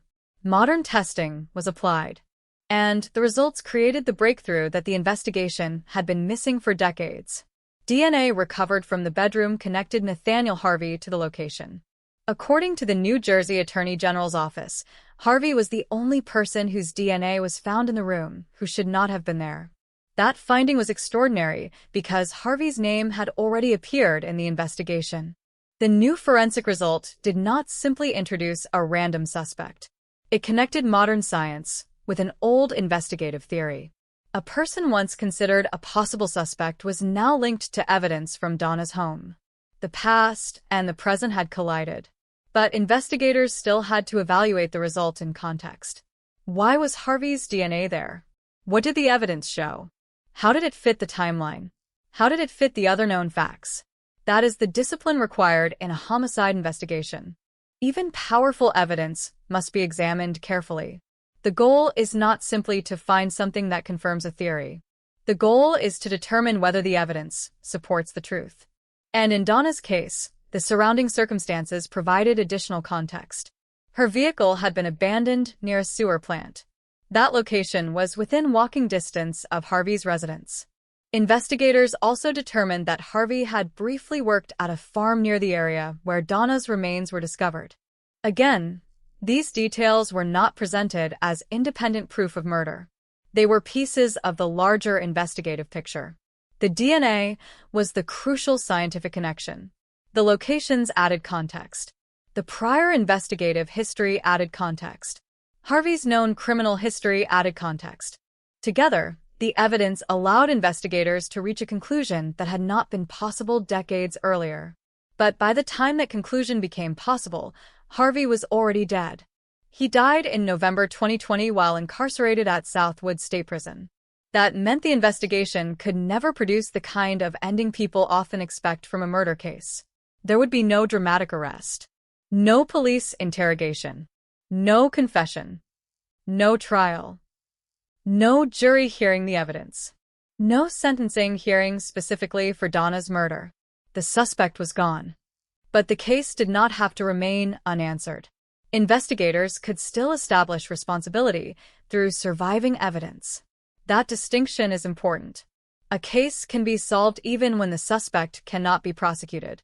The purpose of the investigation is to establish what happened. Prosecution is a separate legal process. In Donna's case, The investigation eventually reached its conclusion after the forensic evidence was reviewed and the surrounding facts were considered. In 2023, the New Jersey Attorney General's Office and Mercer County Prosecutor's Office announced that Nathaniel Harvey was responsible for Donna's sexual assault and murder. For her family, the announcement represented something they had waited nearly 40 years to hear. A name. A conclusion. An answer. But it also forced them to confront another painful reality. The man responsible had been alive for decades while Donna's family waited. He had been incarcerated. He had eventually died. And the truth about Donna's murder was only formally announced after his death. That meant there could be no confrontation. No opportunity for Donna's family to look at him and ask why. No opportunity to hear his version of events. No opportunity to watch him face a jury. The evidence had to speak without him. And that evidence had been waiting. That is what makes the case so haunting. The answer was not created in 2023. The evidence existed long before then. The difference was that investigators finally had the scientific ability to interpret it. A cold case can therefore be misleading. From the outside, it looks like nothing is happening. The file sits. The years pass. The headlines disappear. People move on. But evidence can remain. And when technology changes, the meaning of that evidence can change with it. Donna's case demonstrates that perfectly. A 19-year-old woman disappeared. Her family spent 11 years wondering whether she was alive. Her remains were discovered in 1995. Investigators knew she had been murdered. A suspect had already appeared in the history of the investigation. But the connection could not be established strongly enough. Then, decades later, modern DNA testing changed the equation. The evidence pointed to Harvey. And suddenly, a case that had been silent for years had something it had never possessed before. A scientifically supported answer. The announcement did not restore Donna's life. It did not give her back the future she had been denied. It did not give her family back the years they had spent searching. But it did something else. It returned her identity to the center of the story. Donna was not simply an old case. She was a 19-year-old woman who had plans. She had a family. She had people waiting for her. She had a future that was taken away. For years, the word associated with her name was missing. Then it became murdered. And finally, decades later, investigators were able to attach a name to the person responsible. That progression tells the entire story. Missing. Found. Unsolved. Reopened. Identified. The investigation had moved through generations. The original detectives had worked without modern DNA technology. Later investigators inherited the evidence. New technology gave them another opportunity. And eventually, the case moved from uncertainty toward resolution. But the emotional impact remained. Because solving a murder does not undo the murder. It only tells the truth about it. For Donna's family, that truth came painfully late. But late is not the same as never. For nearly 40 years, Donna's story remained incomplete. Then the evidence finally connected the past to the present. The case that once seemed destined to remain a mystery had finally spoken. And the voice came from something almost invisible: DNA. A trace left behind decades earlier. A biological signature that had no idea how much time would pass. It simply remained, waiting. And when investigators finally knew how to read it, it pointed toward the man whose name had already been buried inside the old investigation. Nathaniel Harvey. The suspect was dead. The victim had been dead for decades. But the evidence was still alive. And that was enough to finally tell Donna's family what they had been waiting to hear. The truth had survived. The truth had survived, but the truth was not simple.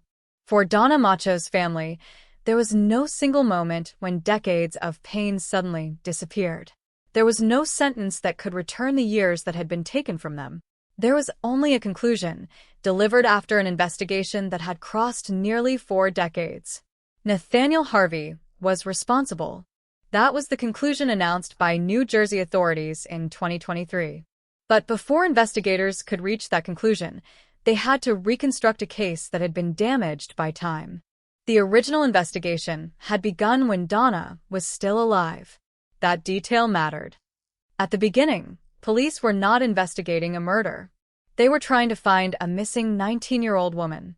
That meant the first hours were filled with uncertainty. There was no body. There was no confirmed crime scene. There was no forensic profile pointing toward a killer. There was simply a young woman who had disappeared. For the people closest to Donna, the difference was enormous. Police could not tell the family that she was dead. They could not tell them that she had been abducted. They could not tell them where she was. Every possibility remained open. And that meant hope remained open too. For 11 years, that hope had nowhere to go. The family searched. They investigated. They followed information from people who believed they might know something. They used private investigators. They consulted trackers. They even consulted psychics. None of it brought Donna home. Then the discovery in Cranberry ended the uncertainty. The skeletal remains were found in a wooded area. The discovery was made by a Boy Scout troop leader. Dental records eventually established the identity. Donna Macho.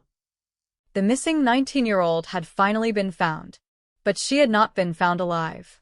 The discovery changed the emotional landscape of the case immediately. The family could finally stop asking whether Donna might still return. But they now had to face a more brutal question. Who had killed her? That question became the central purpose of the investigation. And one of the first challenges was reconstructing Donna's final known movements. Her vehicle had been found abandoned near a sewer plant. That location mattered because it suggested that the disappearance was not simply a person leaving town and abandoning her old life. Her car remained. Donna did not. Investigators had to consider what could have happened between the time she was last known to be alive and the moment her vehicle was discovered. Who had been with her? Who could have driven her car? Who could have had access to her? Who could have moved her? Every possibility had to be examined. The investigation eventually turned toward Nathaniel Harvey. Harvey was not an unknown figure. He had already come to investigators' attention. His name had been considered in connection with Donna's disappearance. But the investigation did not produce enough evidence to charge him with her murder. That fact would become extremely important decades later. Because when a case is eventually solved, people naturally ask why it took so long.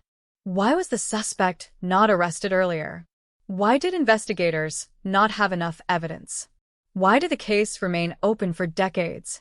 In Donna's case, one answer was simple. Suspicion was not proof. Investigators could suspect Harvey. They could examine his history. They could question his possible connection to Donna. But they needed evidence tying him directly to the crime. Without that connection, a suspicion remained a suspicion.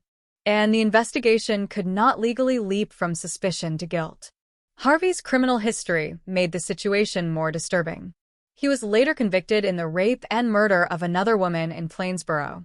He received a life sentence. That conviction demonstrated that Harvey had committed a serious violent crime. But investigators still could not use another conviction as automatic proof that he had murdered Donna. Each homicide had to be established independently. Each victim deserved her own investigation. Each piece of evidence had to be tied to the specific crime. That is one of the hardest realities of criminal investigation. A person can be a murderer and still not be responsible for every murder investigator suspect. The evidence has to distinguish one crime from another. That standard protects the innocent. It also makes cold cases difficult. Investigators may have a strong theory but lack the evidence required to prove it. Then time begins working against them. Witnesses age. Memories fade. People move. Records disappear. And eventually suspects can die. Harvey remained incarcerated for years. Then, in November 2020, he died at Southwood State Prison. At that moment, the possibility of a traditional prosecution for Donna's murder disappeared. There could be no arrest. No trial. No plea. No jury. If the case was ever going to be resolved, it would have to happen through the evidence. That was where the modern investigation became crucial. Cold case detectives did not have to accept the limits faced by investigators in 1984. They could return to the evidence. They could ask questions using modern forensic technology. They could reconsider biological material that earlier investigators had been unable to interpret. The science had changed. DNA profiling had become one of the most powerful tools in modern criminal investigations, and Donna's case contained evidence that could potentially be tested. The bedroom became particularly important. According to New Jersey authorities, DNA recovered from the room belonged to Harvey. More importantly, authorities said Harvey was the only person whose DNA was found there who should not have been there. That result was not merely another investigative rumor. It was a scientific connection between Harvey and the place where Donna had disappeared. The significance was enormous. For years, Harvey had been a name. Now he was connected to physical evidence. The old theory had finally acquired something it had been missing: scientific support. Investigators could now look backward. They could examine Harvey's known movements. They could examine his connection to the area. They could examine the abandoned vehicle. They could examine the location where Donna's remains had been found. And they could ask whether all of those facts were consistent with the same explanation. The investigation did not need to invent a new story. It needed to determine whether the surviving evidence told the same story. The geography became important. Donna's vehicle had been abandoned near a sewer plant. The location was within walking distance of Harvey's residence. That did not prove that Harvey had killed Donna, but it placed his residence within the physical environment surrounding a critical part of the case. Investigators also determined that Harvey had briefly worked at a farm near the area where Donna's remains were eventually discovered. Again, that fact alone could not establish guilt, but it became another piece of the reconstruction. A cold case can be understood as a collection of separate facts. The investigator's job is to determine whether those facts remain separate or whether they connect.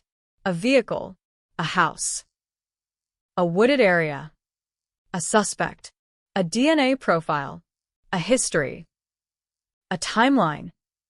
The challenge is making sure the connections are real, not imagined, not forced, not created simply because investigators want the case solved. That discipline was especially important because Harvey could not defend himself. He was already dead. Any conclusion reached after his death had to be supported by evidence strong enough to stand without an interrogation or trial. The case could not depend on a confession. There was none. It could not depend on a courtroom verdict. There was none. It had to depend on the investigation. That made the 2023 announcement different from the ending of a conventional murder case. There was no dramatic courtroom moment. There was no jury. Instead, law enforcement publicly explained the evidence and identified Harvey as the person responsible. For Donna's family, that announcement finally transformed a question into an answer. But the emotional reaction to such an announcement can be complicated. Closure is often described as though it were a door that suddenly closes. Real life is not that clean. Knowing who killed someone does not mean the grief disappears. Knowing where a loved one died does not make the death easier. And knowing the identity of a killer cannot restore the person who was taken. For Donna's sister, the journey had lasted most of her life. She was 14 when Donna disappeared. By the time authorities identified Harvey as responsible, decades had passed. The little sister, who had once waited for Donna to come home, had grown into an adult. The investigation had become part of her history. The unanswered question had followed her through years of ordinary life. Then, suddenly, there was a name: Nathaniel Harvey. It is difficult to imagine the emotional weight of hearing that name after so many years. It was not a stranger appearing from nowhere. It was a man whose name had already existed in the investigation. That makes the case even more unsettling. The answer had not necessarily been completely invisible. It had been suspected. But suspicion had not been enough. The evidence needed to catch up. And evidence eventually did. The DNA result gave investigators something the original investigation could not provide: a connection that could be examined scientifically. That is the real significance of the breakthrough. Not that modern science magically solved a mystery. The investigation still required years of work. The evidence still had to be located. It had to be tested. The results had to be interpreted. The surrounding facts had to be evaluated. But the technology created an opportunity that did not exist in 1984. That opportunity changed everything. It also demonstrates why old evidence should not automatically be considered worthless. A piece of evidence can appear insignificant for decades. Then a new method can give it meaning. The evidence itself has not changed. The ability to read it has changed. Donna's case is an example of that principle. Her family waited. The evidence waited. Science advanced. Eventually, the old evidence could provide an answer. There is another reason the case remained important. Donna's identity could never be reduced to the circumstances of her death. She was 19. She had ambitions. She had a job. She had a family. She had plans. Those facts mattered because murder investigations can sometimes transform victims into little more than names in a file. Cold case work has the responsibility to reverse that. The victim has to remain at the center. The question is not only who committed the crime. It is who was lost. Donna was lost. Her family lost a daughter and sister. The community lost a young woman who should have had decades ahead of her. The investigation could not give those years back, but it could establish what happened. And establishing what happened matters. It matters because uncertainty allows a crime to remain suspended in time. It leaves families wondering whether something was missed, whether someone knew, whether someone lied, whether the killer was still alive, whether the killer was watching. For Donna's family, that uncertainty lasted decades. The 2023 announcement finally removed one of the greatest unknowns. The killer had been identified, but another reality remained. Harvey had died 3 years earlier. There would be no punishment for Donna's murder beyond the life sentence he had already been serving for another crime. There would be no courtroom testimony. No opportunity for a prosecutor to present the entire story before a jury. No sentence specifically tied to Donna. The justice system could not recreate the ending that might have happened if the case had been solved while Harvey was alive. That is the bitter side of a cold case resolution. Sometimes the truth arrives too late for the justice people imagined. But truth still matters. It matters to the family. It matters to investigators. It matters to the historical record. And it matters to the victim. Donna's name had spent years connected to uncertainty. Now it was connected to an answer. The case had begun with a disappearance. It had become a homicide. It had gone cold. And then modern science reopened it. The evidence led investigators back to a man whose name had appeared decades earlier. Nathaniel Harvey. The same name. A different era. A different investigation. A different level of technology. And finally, a conclusion.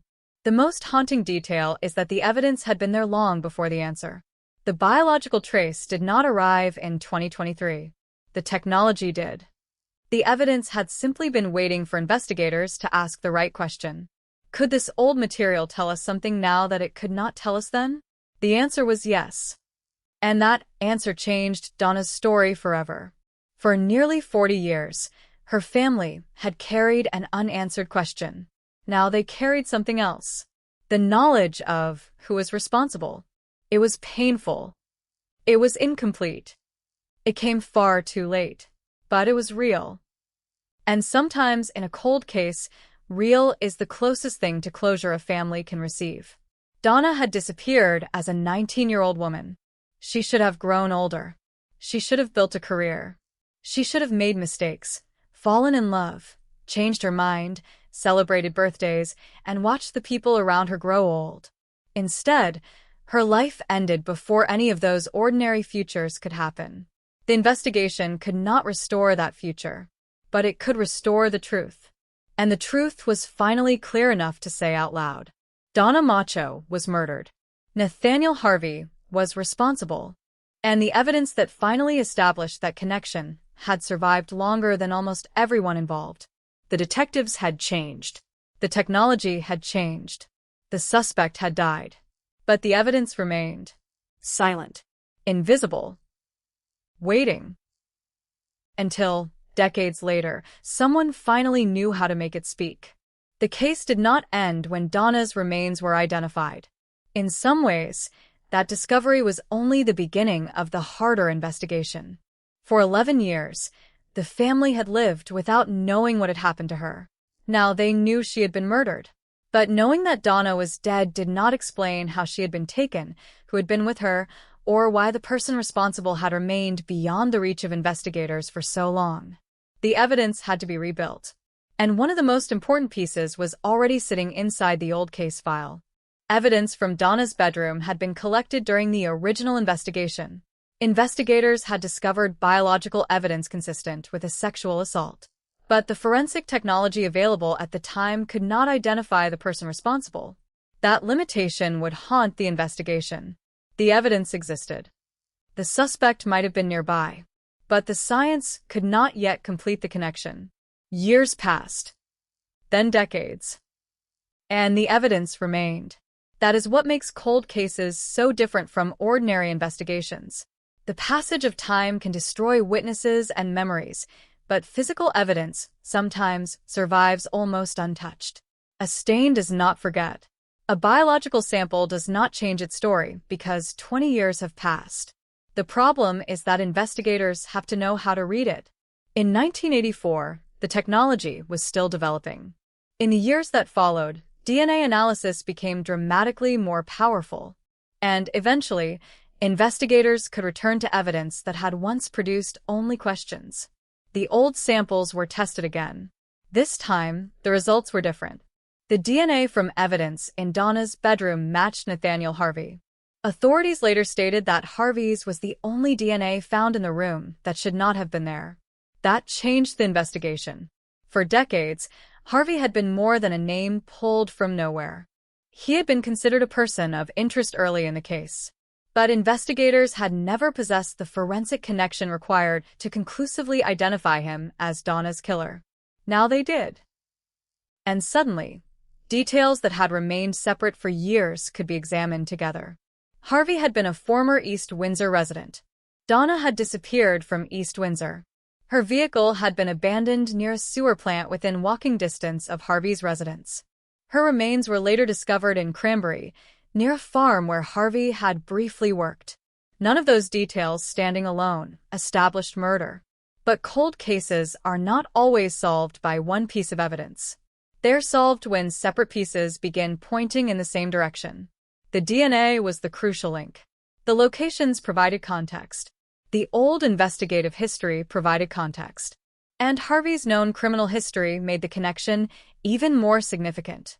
Around the time Donna disappeared, Harvey was arrested in connection with several sexual assaults and an unrelated murder, according to authorities. But investigators still had to distinguish fact from assumption. Harvey's other crimes could not simply be used as proof that he had killed Donna. Donna deserved her own evidence, her own answer. That answer eventually came through the forensic evidence. But there was another complication. Harvey was no longer alive. He had died at Southwood State Prison in November 2020. That meant there would never be a conventional ending. No detectives could sit across a table from him.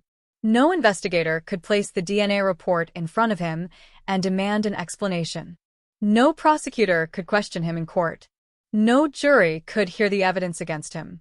The investigation had to stand on what remained. And what remained was enough for authorities to make their conclusion public.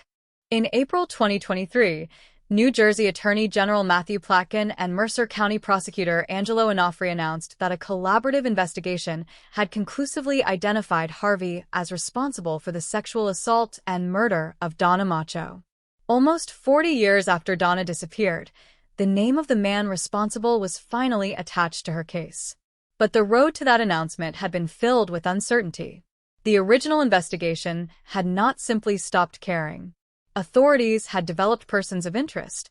They had followed leads. They had worked with the evidence available to them. But eventually, investigative leads dissipated. The case went cold. And for Donna's family, cold did not mean forgotten. It meant living with the same question year after year. What happened to her? Her sister Julie Berger was only 14 when Donna disappeared. She later described how the search affected the family. They hired private investigators. They hired trackers. They consulted psychics. They spent money they could hardly afford because they were still trying to find Donna. And for years, they held on to the possibility that she might somehow be alive. That possibility disappeared in 1995. A Boy Scout troop leader found skeletal remains in a wooded area of Cranberry. Dental records confirmed that the remains were Donna's. The family had finally found their daughter and sister, but they had found her in the worst possible way. And now the investigation had to answer the question that had been waiting since the day she vanished. Who did this? The answer would not come from the woods. It would not come from a confession. It would not come from a witness stepping forward decades later. It would come from evidence collected long before modern investigators had the ability to fully understand it.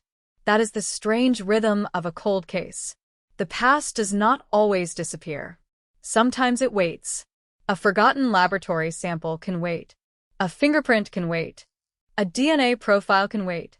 A photograph can wait. A police report can wait. And when a new detective opens the file, the old evidence can suddenly become new again. Donna's case was reopened through the state's Cold Case Network, working with the Mercer County Homicide Task Force and New Jersey State Police.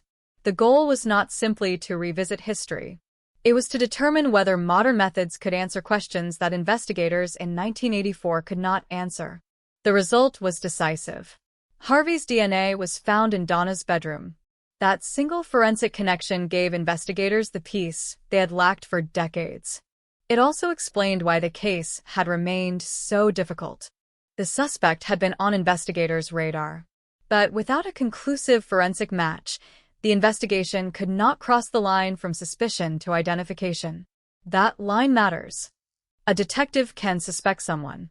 A family can suspect someone. A community can suspect someone. But suspicion does not establish guilt. Evidence does. And in Donna's case, modern DNA technology finally provided the evidence authorities said was necessary. The irony is brutal. Harvey was alive during the years when the investigation was searching for answers. He was alive when the case went cold. He was alive when Donna's remains were discovered. He was alive while her family continued to wonder. But he died before the forensic breakthrough became public. The man responsible would never hear the official conclusion from a prosecutor. He would never see his name announced as the killer in Donna's case. He would never face Donna's family. That reality left the family with a complicated form of closure. The answer had arrived, but justice in the traditional sense had not.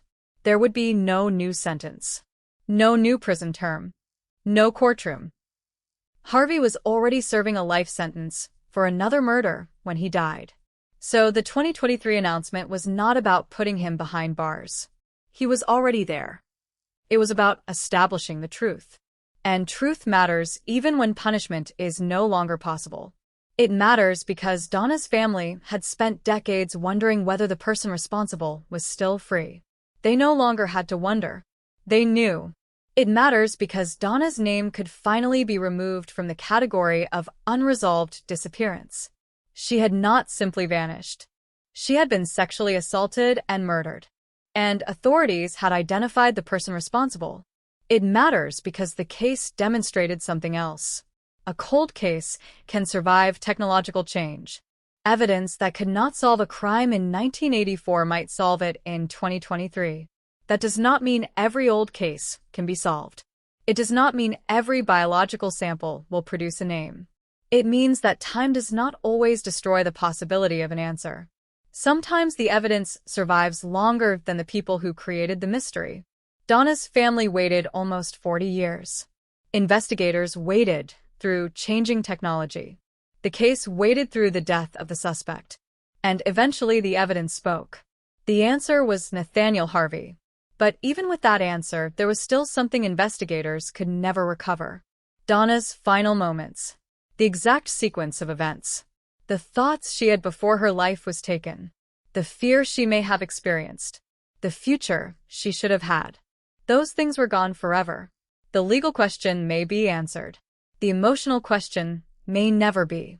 For Donna's family, solving the case could not give them back the sister they lost. It could only tell them what happened to her. That distinction is the heart of the story. The investigation did not create a happy ending. It created an ending. And after decades of uncertainty, even an ending filled with grief can be better than silence. The evidence had survived. Donna's name had survived. Her family's memory had survived. And eventually, the investigation caught up with the truth. Nearly 40 years after the disappearance, the case was no longer an unanswered question. The evidence had finally become a voice. And that voice pointed to the man whose name had been waiting inside the investigation for decades. The name was no longer just a name in an old file. Nathaniel Harvey was now connected to Donna Macho through evidence that had survived for decades. But even after investigators reached that conclusion, the story did not become simple. Because the most painful part of a cold case is rarely the moment when the suspect is identified. It is everything that happened before. The years when nobody knew. The years when a family waited. The years when a 19-year-old woman's disappearance remained an unanswered question. Donna's family had spent years trying to understand what had happened to her. They could not know that the answer was connected to a man who would eventually be imprisoned for another murder. They could not know that evidence from Donna's bedroom would one day identify him. They could not know that modern DNA technology would reopen a case that had seemed almost impossible to solve. All they knew was that Donna was gone. And when someone disappears, every possibility becomes frightening. Maybe she had left voluntarily. Maybe she had been taken. Maybe she had been injured. Maybe she was alive somewhere and unable to contact her family. Or maybe something far worse had happened. The family could not choose which possibility was true. They had to live with all of them. That uncertainty lasted 11 years. Then came the discovery in Cranberry. The skeletal remains were found in a wooded area by a Boy Scout troop leader. The discovery immediately changed the case. The family had been searching for a missing woman. Now investigators were looking at a homicide. The remains were eventually identified through dental records. Donna. The name that had been missing from the family for more than a decade was suddenly attached to a body. It was confirmation. It was devastating. And it created a new mission. Find the killer. The location where Donna was found became part of the investigation. But investigators could not assume that it was the place where she had been murdered. A body can be moved. A victim can be transported. A person responsible can choose a location far away from the original crime. So detectives had to reconstruct the events. Donna's vehicle was found abandoned near a sewer plant. That gave investigators another important location. Her home. Her vehicle. The wooded area where her remains were discovered. The investigation had to determine how those locations were connected. And once again, the name Nathaniel Harvey appeared. Harvey had been considered a person of interest during the original investigation. That fact was significant. The eventual solution did not come from a completely unknown stranger. It came from an old investigative path that had never produced enough evidence. At the time, investigators had reasons to look at Harvey, but they lacked what they needed to move forward. There was no DNA match. There was no modern forensic confirmation. There was no conclusive evidence establishing that he had been in Donna's bedroom during the crime. Years later, that would change. The difference was technology. Modern DNA testing could examine biological evidence that investigators in the 1980s could not use in the same way. The old evidence was not necessarily useless. It was simply waiting for a more powerful method. When investigators returned to the evidence, they found a connection. Harvey's DNA was recovered from Donna's bedroom. Authorities said it was the only DNA found there belonging to someone who should not have been present. That statement was crucial. The investigation now had a scientific link between the suspect and the location of Donna's disappearance. It was not a theory. It was not a rumor. It was not a witness who might have remembered incorrectly after 30 years. It was forensic evidence. And forensic evidence has a different kind of power. It does not depend on memory. It does not become confused because a witness is older. It does not change because people have forgotten details. DNA can remain stable as evidence for decades. That is why the old sample mattered. The technology had changed. The evidence had not. And once the match was established, investigators could return to the rest of the case with a new perspective. Harvey had been a former East Windsor resident. Donna had disappeared from East Windsor. Her vehicle had been abandoned near a sewer plant close to his residence. And Harvey had briefly worked at a farm near the area where Donna's remains were discovered. Each fact had to be examined carefully. Investigators could not simply stack suspicious details together and call that proof. They had to determine whether the facts were consistent with the forensic evidence.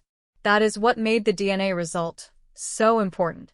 It gave the rest of the evidence a center. Without the DNA connection, the other details might remain circumstantial. With the DNA connection, investigators had a direct forensic link to examine. And then there was Harvey's criminal history. He had been convicted in the rape and murder of another woman. He received a life sentence. That history did not prove that he killed Donna, but it made the forensic connection more significant. Investigators were no longer examining a random person whose DNA happened to appear somewhere. They were examining a person already connected to violent crimes against women. The case began to form a coherent picture. But there was still a problem. Harvey was dead. He died in prison in November 2020. That meant the final investigation had to proceed without him. There would be no confession. There would be no explanation. There would be no chance to ask him whether he had been in Donna's room. There would be no opportunity to confront him with the evidence. The detectives had to work without the person they believed was responsible. In many investigations, a suspect's reaction can become another piece of evidence. A denial, a contradiction, an alibi, a confession. None of that was available here. The physical evidence had to carry the story. That made the forensic work even more important. Investigators had to make sure the evidence was reliable. They had to establish the connection. They had to examine the circumstances. They had to determine whether the evidence supported the conclusion. And after years of work, authorities announced the result. Harvey was responsible for Donna's sexual assault and murder. The announcement came in 2023, nearly 40 years after Donna disappeared. The case was finally considered solved. But for the family, the word solved could never mean what it means in a detective's report. A detective sees a solved case as a completed investigation. A family sees a solved case as the end of one kind of suffering and the beginning of another. Because the truth can hurt. Donna's family had once been able to imagine that she might still be alive. That hope had disappeared in 1995. Then they had to imagine a different future. A future where the killer was still unknown. A future where someone responsible might never be identified. That uncertainty lasted for decades. Then the answer came. But the man was already dead. That meant the family received the truth without the justice they might have imagined. No trial. No sentence. No courtroom. No public testimony. The suspect could not be questioned. The investigation could only establish responsibility. And sometimes that is the final boundary of a cold case. The truth can be recovered. The past can be reconstructed. The killer can be identified. But the lost years cannot be returned. Donna was still 19 when her life ended. That number is one of the most haunting facts in the entire case. 19. A teenager standing at the edge of adulthood. A young woman with a job. A young woman interested in modeling. A daughter. A sister. A person whose future was still unwritten. The investigation eventually became filled with technical terms. DNA. Evidence. Locations. Records. Cold case files. But behind every technical term was Donna. And behind Donna was a family. That is why the emotional dimension of the case cannot be separated from the forensic one. The DNA did not solve an abstract puzzle. It answered a question that had been destroying a family for decades. Who did this to Donna? The answer was Nathaniel Harvey. And once that answer existed, the family could finally stop looking for a different explanation. They could stop wondering whether Donna had simply disappeared. They could stop wondering whether the person responsible was still unknown. They could stop asking whether the investigation had missed the killer completely. The answer was there. It had been buried beneath years of uncertainty. But there was another uncomfortable question. How could so much time pass before the case was resolved? The answer lies partly in the limits of the era. In 1984, investigators did not have today's DNA capabilities. Biological evidence could be collected without providing an immediate identity. A sample could be stored without revealing the person who left it. That means the original investigators could have been holding a piece of the answer without knowing its value. Modern cold case work changes that equation. Detectives can reopen evidence. Laboratories can perform more advanced testing. Databases can provide comparisons. Old suspects can be reconsidered. Old evidence can become new evidence. Donna's case demonstrates that process in one of the most painful ways possible. The original investigators were searching for a missing 19-year-old. The later investigators were examining a homicide. The final investigators were examining DNA. Different questions. Same evidence. And eventually, the questions converged. The investigation also shows why preserving evidence matters. If the biological material from Donna's bedroom had not survived, the later DNA connection might never have happened. The case could have remained unresolved. Harvey could have remained only a person of interest. The family might never have received an official answer. But the evidence remained. Decades passed. Harvey died. Donna's family aged. Yet the biological evidence still carried the same information. That is one of the strangest truths about forensic science. A person can disappear from the world, but a trace of that person can remain. And sometimes, that trace becomes the key to a murder investigation decades later. Donna's story was no longer only about a disappearance in 1984. It was also about the survival of evidence, the survival of memory, the survival of a family's determination, and the ability of investigators to return to a case that had once seemed impossible. The final announcement did not erase the tragedy. It simply placed the final missing piece into the record. Donna Macho had been murdered. Nathaniel Harvey was responsible, and the evidence had finally connected them. There was no dramatic confession, no secret diary, no hidden message, no killer returning to the scene. There was something quieter, something far more powerful. Science. A biological trace. A result produced decades after the crime. A result that gave investigators the connection they had lacked. And in the end, that was enough to break the silence. For years, Donna's family had been asking the same question. Where is she? Then they learned she was dead. For even longer they asked another. Who killed her? Decades later, they finally received the answer. The man responsible had already died. But his DNA had not disappeared. It remained in the evidence. And when investigators finally tested it with modern methods, the past came rushing back. The 19-year-old woman. The abandoned vehicle. The wooded area. The old case file. The suspect's name. The evidence. The years of waiting. All of it converged. And for the first time since Donna disappeared, the investigation had something it could not have before. Certainty. Not the certainty that could restore her life. Not the certainty that could erase the family's pain. But the certainty that could finally end the question. Donna Macho had not been forgotten. Her case had not vanished. And the evidence had not stopped speaking. It had simply been waiting for someone to hear it. The investigation had reached a point that earlier detectives could never have imagined. The old evidence was back in the laboratory. The cold case had been reopened. And for the first time in decades, investigators were able to examine Donna Macho's disappearance with tools that simply did not exist when she vanished. In February 2022, the case was formally presented to New Jersey's Central Regional Cold Case Task Force, part of the state's cold case network. Investigators began a comprehensive reinvestigation. Viable physical evidence was resubmitted to the New Jersey State Police Central Regional Laboratory. That evidence included DNA material and fingerprints. The file was no longer sleeping. Detectives were looking again. Every old lead could be questioned. Every surviving piece of evidence could be reconsidered. Every assumption could be tested. And somewhere inside that evidence was the connection investigators had been missing for almost 40 years. Donna had disappeared from her East Windsor home on or about February 26, 1984. She was 19. Her parents and sisters were there. Then she was gone. The investigation that followed produced persons of interest. Nathaniel Harvey became one of them. But the original investigation could not establish that he was responsible. The leads eventually dissipated. The case went cold. Years passed. Donna's family waited.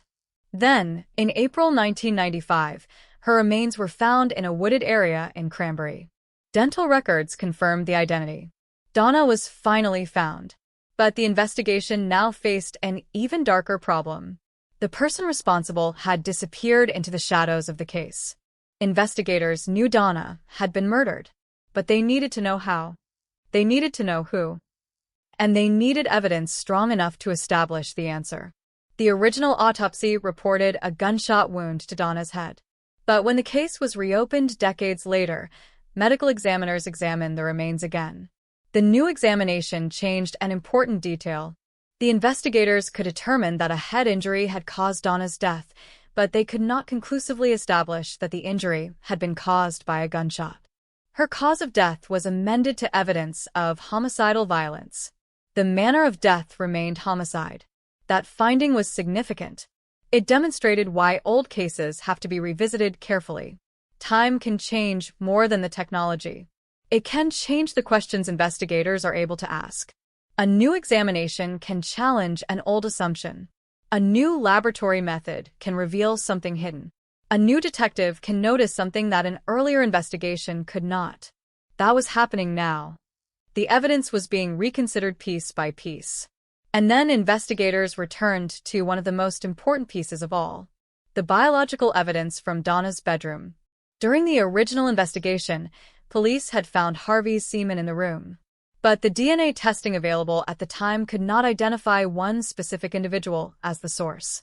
The evidence was there. The identity was not. That distinction had kept the case from being solved. Now, the technology had changed. The same evidence could be tested again. This time, the result was different. Modern DNA testing matched the biological evidence to Nathaniel Harvey. Authorities determined that Harvey's DNA was the only DNA evidence in the room that should not have been present. The case had finally acquired its strongest connection. Harvey's name was no longer simply associated with an old investigative theory. His DNA was connected to evidence from the bedroom. That was the breakthrough. But investigators did not stop with the DNA. They looked at the geography. They looked at the history. They looked at the old investigative leads. They looked at everything that survived. Donna's vehicle had been abandoned near a sewer plant. The location was within walking distance of Harvey's residence. Her remains had been found near a farm where Harvey had briefly worked around the time she disappeared. The locations created a disturbing pattern. Donna disappeared from East Windsor. Her vehicle was abandoned near the sewer plant. Her remains were later discovered in Cranberry. Harvey had a connection to the area. And now his DNA was connected to Donna's bedroom. Investigators had to ask whether those facts were connected. The answer became clearer as the reinvestigation continued. But there was another part of Harvey's history that detectives could not ignore. Around the time Donna disappeared, Harvey had been arrested in connection with several sexual assaults and an unrelated murder in the Windsor and Plainsboro area. He was eventually sentenced to life imprisonment for a different homicide. He remained incarcerated from his arrest in 1985 until his death in 2020. That history did not automatically prove that Harvey killed Donna. It was not enough by itself. The investigators still needed Donna-specific evidence. And they now had it. The DNA. That distinction mattered. Because a cold case investigation cannot simply say, this person was dangerous, therefore he must have committed this crime. The evidence has to connect the suspect to the victim, to the location, to the circumstances. In Donna's case, the DNA provided exactly that kind of connection. It placed Harvey's biological material inside the bedroom where investigators believed Donna had been sexually assaulted. And the state later said that all other potential suspects had been eliminated. Mercer County prosecutor Angelo Onofre stated that investigators had tested all viable evidence and exhausted the leads, leaving them confident that Harvey was the perpetrator. The investigation was closing in, but the person they were identifying was no longer alive. Nathaniel Harvey had died in November 2020 at Southwood State Prison in Bridgeton. That created a strange ending to an extraordinarily long investigation. The detectives had finally reached the answer. But the suspect was gone. There would be no interrogation. No courtroom confession. No dramatic arrest. No opportunity for prosecutors to present the case against Harvey to a jury. The only thing left to speak for him was the evidence. And the evidence was speaking clearly. That is what makes the case so haunting. Harvey had been identified as a possible suspect decades earlier. The investigation had looked at him, but the leads went cold. Then the case disappeared into the enormous collection of unresolved crimes that law enforcement agencies carry through the years. Donna's family continued living with the consequences. They had lost a daughter, a sister, a 19-year-old woman whose life should have continued, and they had no answer for decades. When the remains were found in 1995, they gained one terrible certainty. Donna was dead, but they still did not know who had killed her. That uncertainty could be almost as cruel as the disappearance itself, because once a body is found, the family can begin to grieve. But if the killer remains unidentified, another fear takes its place. What if the person responsible is still alive? What if he is still living somewhere? What if he is watching the family? What if the case is never solved? Donna's family carried them for years. Then the Cold Case Network reopened the investigation. It was not simply another review. The state brought together multiple agencies. The Central Regional Cold Case Task Force worked with the New Jersey State Police and Mercer County authorities. Forensic scientists were brought back into the process. Physical evidence was resubmitted. The case was approached with modern technology and a fresh investigative perspective. This was the moment when the past collided with the present. The detectives working the case decades earlier could not use today's technology. The investigators reopening it could. That difference mattered. A biological sample that had once been inconclusive could now be compared with much greater precision. And when that comparison was made, the result pointed back to Harvey, the same man whose name had existed in the investigation decades earlier. The same man who had later been imprisoned for another homicide. The same man who died before investigators could publicly close Donna's case. The evidence had survived him. It had survived the original detectives. It had survived the passing years. And it had survived the disappearance of Donna herself. That is the strange power of forensic evidence. It does not need a memory. It does not need a witness to remember exactly what happened. It does not need a suspect to confess. It can remain silent for decades and still retain the information investigators need. The evidence in Donna's case had done exactly that. The biological material found in her bedroom had been collected during the original investigation. At the time, it could not identify Harvey. Decades later, it could. That single difference transformed the case. But there was another emotional layer. Donna's family had spent years trying to find her. They had hired private investigators. They had used trackers. They had pursued leads. They had even consulted psychics.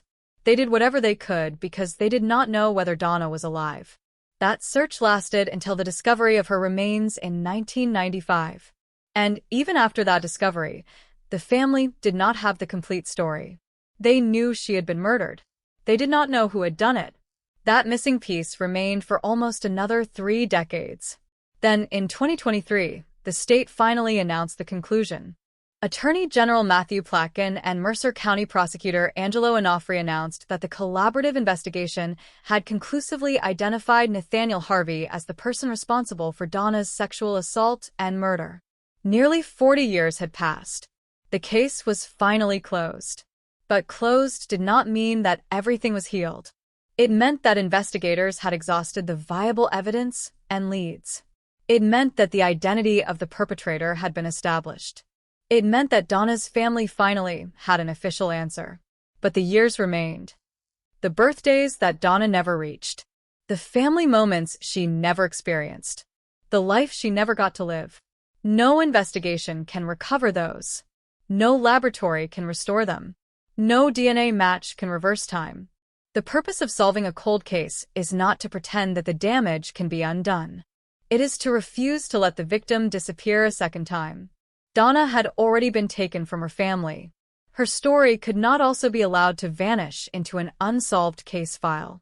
That is why the 2023 announcement mattered. The investigation had finally placed Donna's name beside an answer. Not a theory. Not a rumor. Not an anonymous suspect. A conclusion supported by the surviving evidence. Nathaniel Harvey. And perhaps the most disturbing part was that the case had never truly been silent. The evidence had been there. The name had been there. The records had been there. The locations had been there. What was missing was the ability to connect them. Modern science supplied that connection. And once it did, decades of uncertainty began collapsing. The case no longer asked whether Donna's killer could ever be identified. It had an answer. The killer was dead, but the truth was alive. And that truth had finally reached the people who had spent the longest waiting for it. Donna's family. After nearly 40 years, the question that had haunted them had finally been answered. Who killed Donna Macho? The evidence pointed to Nathaniel Harvey. And this time, the case file could finally close. The case was solved, but the silence surrounding Donna Macho's death did not disappear with the announcement. For the people who had known her, there was still the same empty space. The same missing chair. The same memories.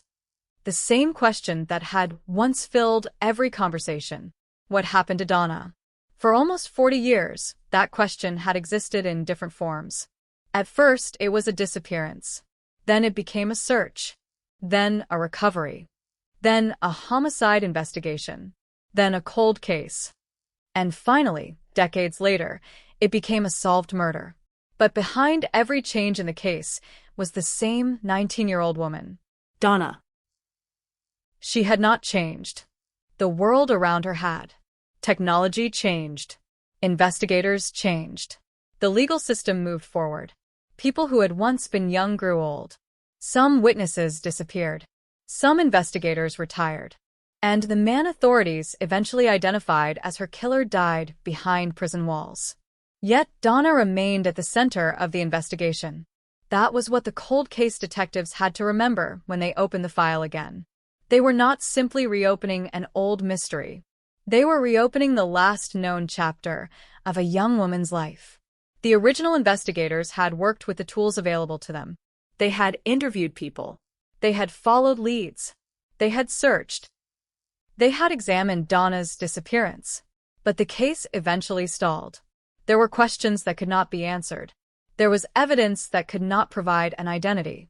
There were suspicions that could not become charges. And time kept moving. The discovery of Donna's remains in 1995 changed the case forever.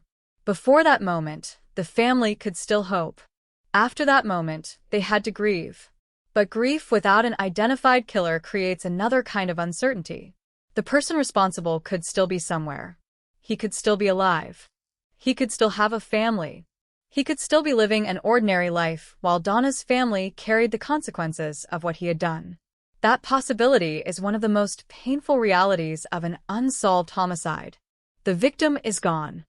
The family is left behind. And the person responsible may remain unknown. In Donna's case, investigators eventually learned that the suspect was not only alive during much of the investigation. He had already been identified as a person of interest. Nathaniel Harvey had existed within the case from its early years. But suspicion alone had not been enough. The investigation needed something stronger. That something eventually came from DNA. When investigators reopened the case, they returned to biological evidence from Donna's bedroom. The evidence had been collected decades earlier. Modern testing changed that. The DNA matched Harvey. Authorities said his DNA was the only DNA in the bedroom that should not have been there. That finding gave investigators a direct forensic connection that the original investigation had lacked. And that connection mattered more than ever, because Harvey was already dead. He could not be questioned. He could not be confronted. He could not offer an explanation. The evidence had to speak without him. It did. The result was not a dramatic revelation from a mysterious letter. It was not a confession discovered in an old notebook. It was not a stranger walking into a police station. It was science, a biological trace preserved through decades of uncertainty. That is why the breakthrough was so powerful. It showed how a case could remain unsolved even when important evidence had survived. The problem was not always that investigators had nothing. Sometimes they had something. They simply did not yet know what it meant.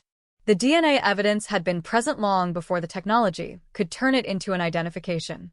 And when the technology caught up, the evidence pointed toward the same man whose name had already appeared in the old investigation.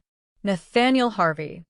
That convergence was devastating, because it meant the answer had been closer than anyone wanted to believe. The case had not been solved by discovering an entirely new suspect.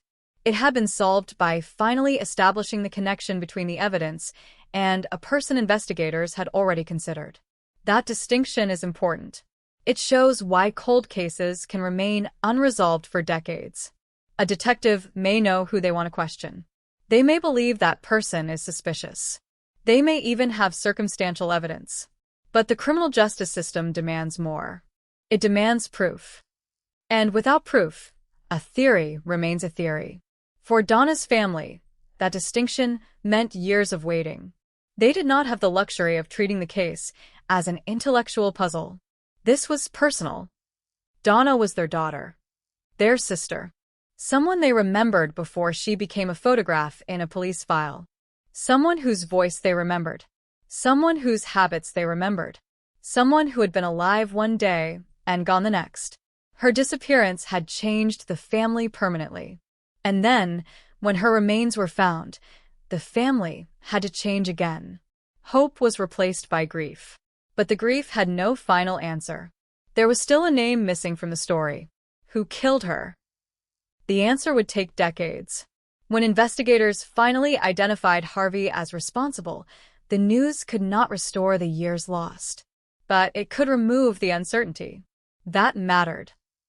It meant Donna's family no longer had to wonder whether the person responsible would ever be identified. They knew. The answer was official, and the investigation could finally explain how the case had reached its conclusion. There was another disturbing element. Harvey had died in prison in 2020. He had been serving a life sentence for another murder. That meant the final resolution of Donna's case came after the suspect's death. There would be no new arrest. No new trial. No additional prison sentence. The conventional image of justice could not happen. The investigators could only establish responsibility. For some families, that distinction is painful. A solved case and a punished killer are not always the same thing. Sometimes the truth arrives after the opportunity for prosecution has disappeared. That does not make the truth meaningless. It makes the truth even more important. Donna's family deserved to know. The community deserved to know. And the historical record deserved to be corrected. Donna was not simply a missing 19-year-old whose fate remained unknown. She was a homicide victim. Her killer had a name, and the evidence had survived long enough to establish it. The case also revealed how much can change when investigators refuse to accept that an old case is permanently dead. A cold case can look finished. The detectives may have exhausted every lead. The witnesses may have stopped producing information. The suspect may have disappeared. But evidence can remain. And evidence does not care how old the case is. DNA does not become irrelevant because a file has been sitting in storage for 30 years. A fingerprint does not lose its identity because investigators could not match it when it was collected. A physical trace can wait. The challenge is finding the technology and the investigators capable of interpreting it. Donna's case became a demonstration of that principle. The evidence had waited through the 1980s. It had waited through the 1990s. It had waited through the 2000s. It had waited through the 2010s. And even after Harvey died, it remained. Then investigators returned. They reopened the file. They examined the evidence again. They sent viable material for modern testing. And the past finally produced an answer. For the detectives working the reinvestigation, that moment must have carried an unusual weight. They were looking at evidence collected by investigators from another generation. Some of the original detectives were retired. Some may have been gone, but the work they had started remained. The old case file became a bridge between two eras of investigation. One generation had collected the evidence. Another generation learned how to use it. And Donna's name survived both. That is one reason cold case investigations matter beyond a single prosecution. They are promises that the passage of time will not automatically erase a victim's case. The investigation may slow. It may stop for years, but the possibility of reopening remains. Donna's case demonstrates why that matters. If the evidence had been discarded, the story might have ended differently. If the biological material had been unavailable, the connection might never have been made. If investigators had refused to revisit old assumptions, the case might have remained unresolved. Instead, they went back. They tested again. And they found the connection. The result was announced publicly in 2023, nearly 4 decades after Donna disappeared. The timeline itself is difficult to comprehend. A 19-year-old woman disappeared in 1984. Her remains were found in 1995. The suspect died in 2020. And the official identification came in 2023. A person's entire adult life could pass inside those dates. Children could be born. Families could grow. Cities could change. Technology could transform. And still, one question remained. Who killed Donna Macho? Now that question had an answer. Nathaniel Harvey. But there was still one thing the investigation could never provide. The final moments of Donna's life. No forensic test could reconstruct every second. No laboratory could reveal exactly what she was thinking. No detective could bring her back to the moment before everything changed. Those details were gone. That is the cruelest limit of cold case work. Investigators can sometimes identify the killer. They can sometimes reconstruct the timeline. They can sometimes determine how a victim died. But they cannot recover the life that was taken. Donna should have had decades ahead of her. Instead, her life became a case file. Her name became part of a missing person investigation, then a homicide investigation, then a cold case, and finally a solved case. But she was never merely a case. She was a person. That is why the ending should not be remembered only as a DNA breakthrough. The breakthrough matters. The science matters. The investigative work matters. But the reason any of it mattered was Donna, a young woman whose family refused to let her disappearance become forgotten. A family that kept searching when the years became unbearable. A sister who was only 14 when Donna vanished and who had to carry the uncertainty into adulthood. For those people, the investigation was never simply finished because the file went cold. The question remained alive. The pain remained alive. And eventually, the evidence produced an answer. It was not the answer anyone wanted, but it was the truth. Donna Macho had been sexually assaulted and murdered. Nathaniel Harvey was responsible. The evidence connecting him to the case had survived for decades. And the investigators who reopened the case were finally able to prove what earlier investigators could not. The silence had been broken, but it had taken almost 40 years. That is what makes the case so haunting. The killer did not confess. He did not return. He did not leave behind a final message. He simply died before the case was officially solved. The evidence outlived him. And in the end, the evidence became his voice. Not a human voice. Not an admission. Not an explanation. A forensic result. A scientific connection. A fact that remained long after memories faded. The case had begun with a young woman walking into the uncertainty of a February day in 1984. Her family waited. They searched. They hoped. Then they learned the worst. For decades after that, another question remained. Who had done it? The answer finally came from the past itself. The old evidence was still there. The old investigation had left traces. The technology had changed. And when investigators finally put those pieces together, the name that emerged was Nathaniel Harvey. The mystery was over. The loss was not. And perhaps that is the most important distinction of all. A cold case can be solved.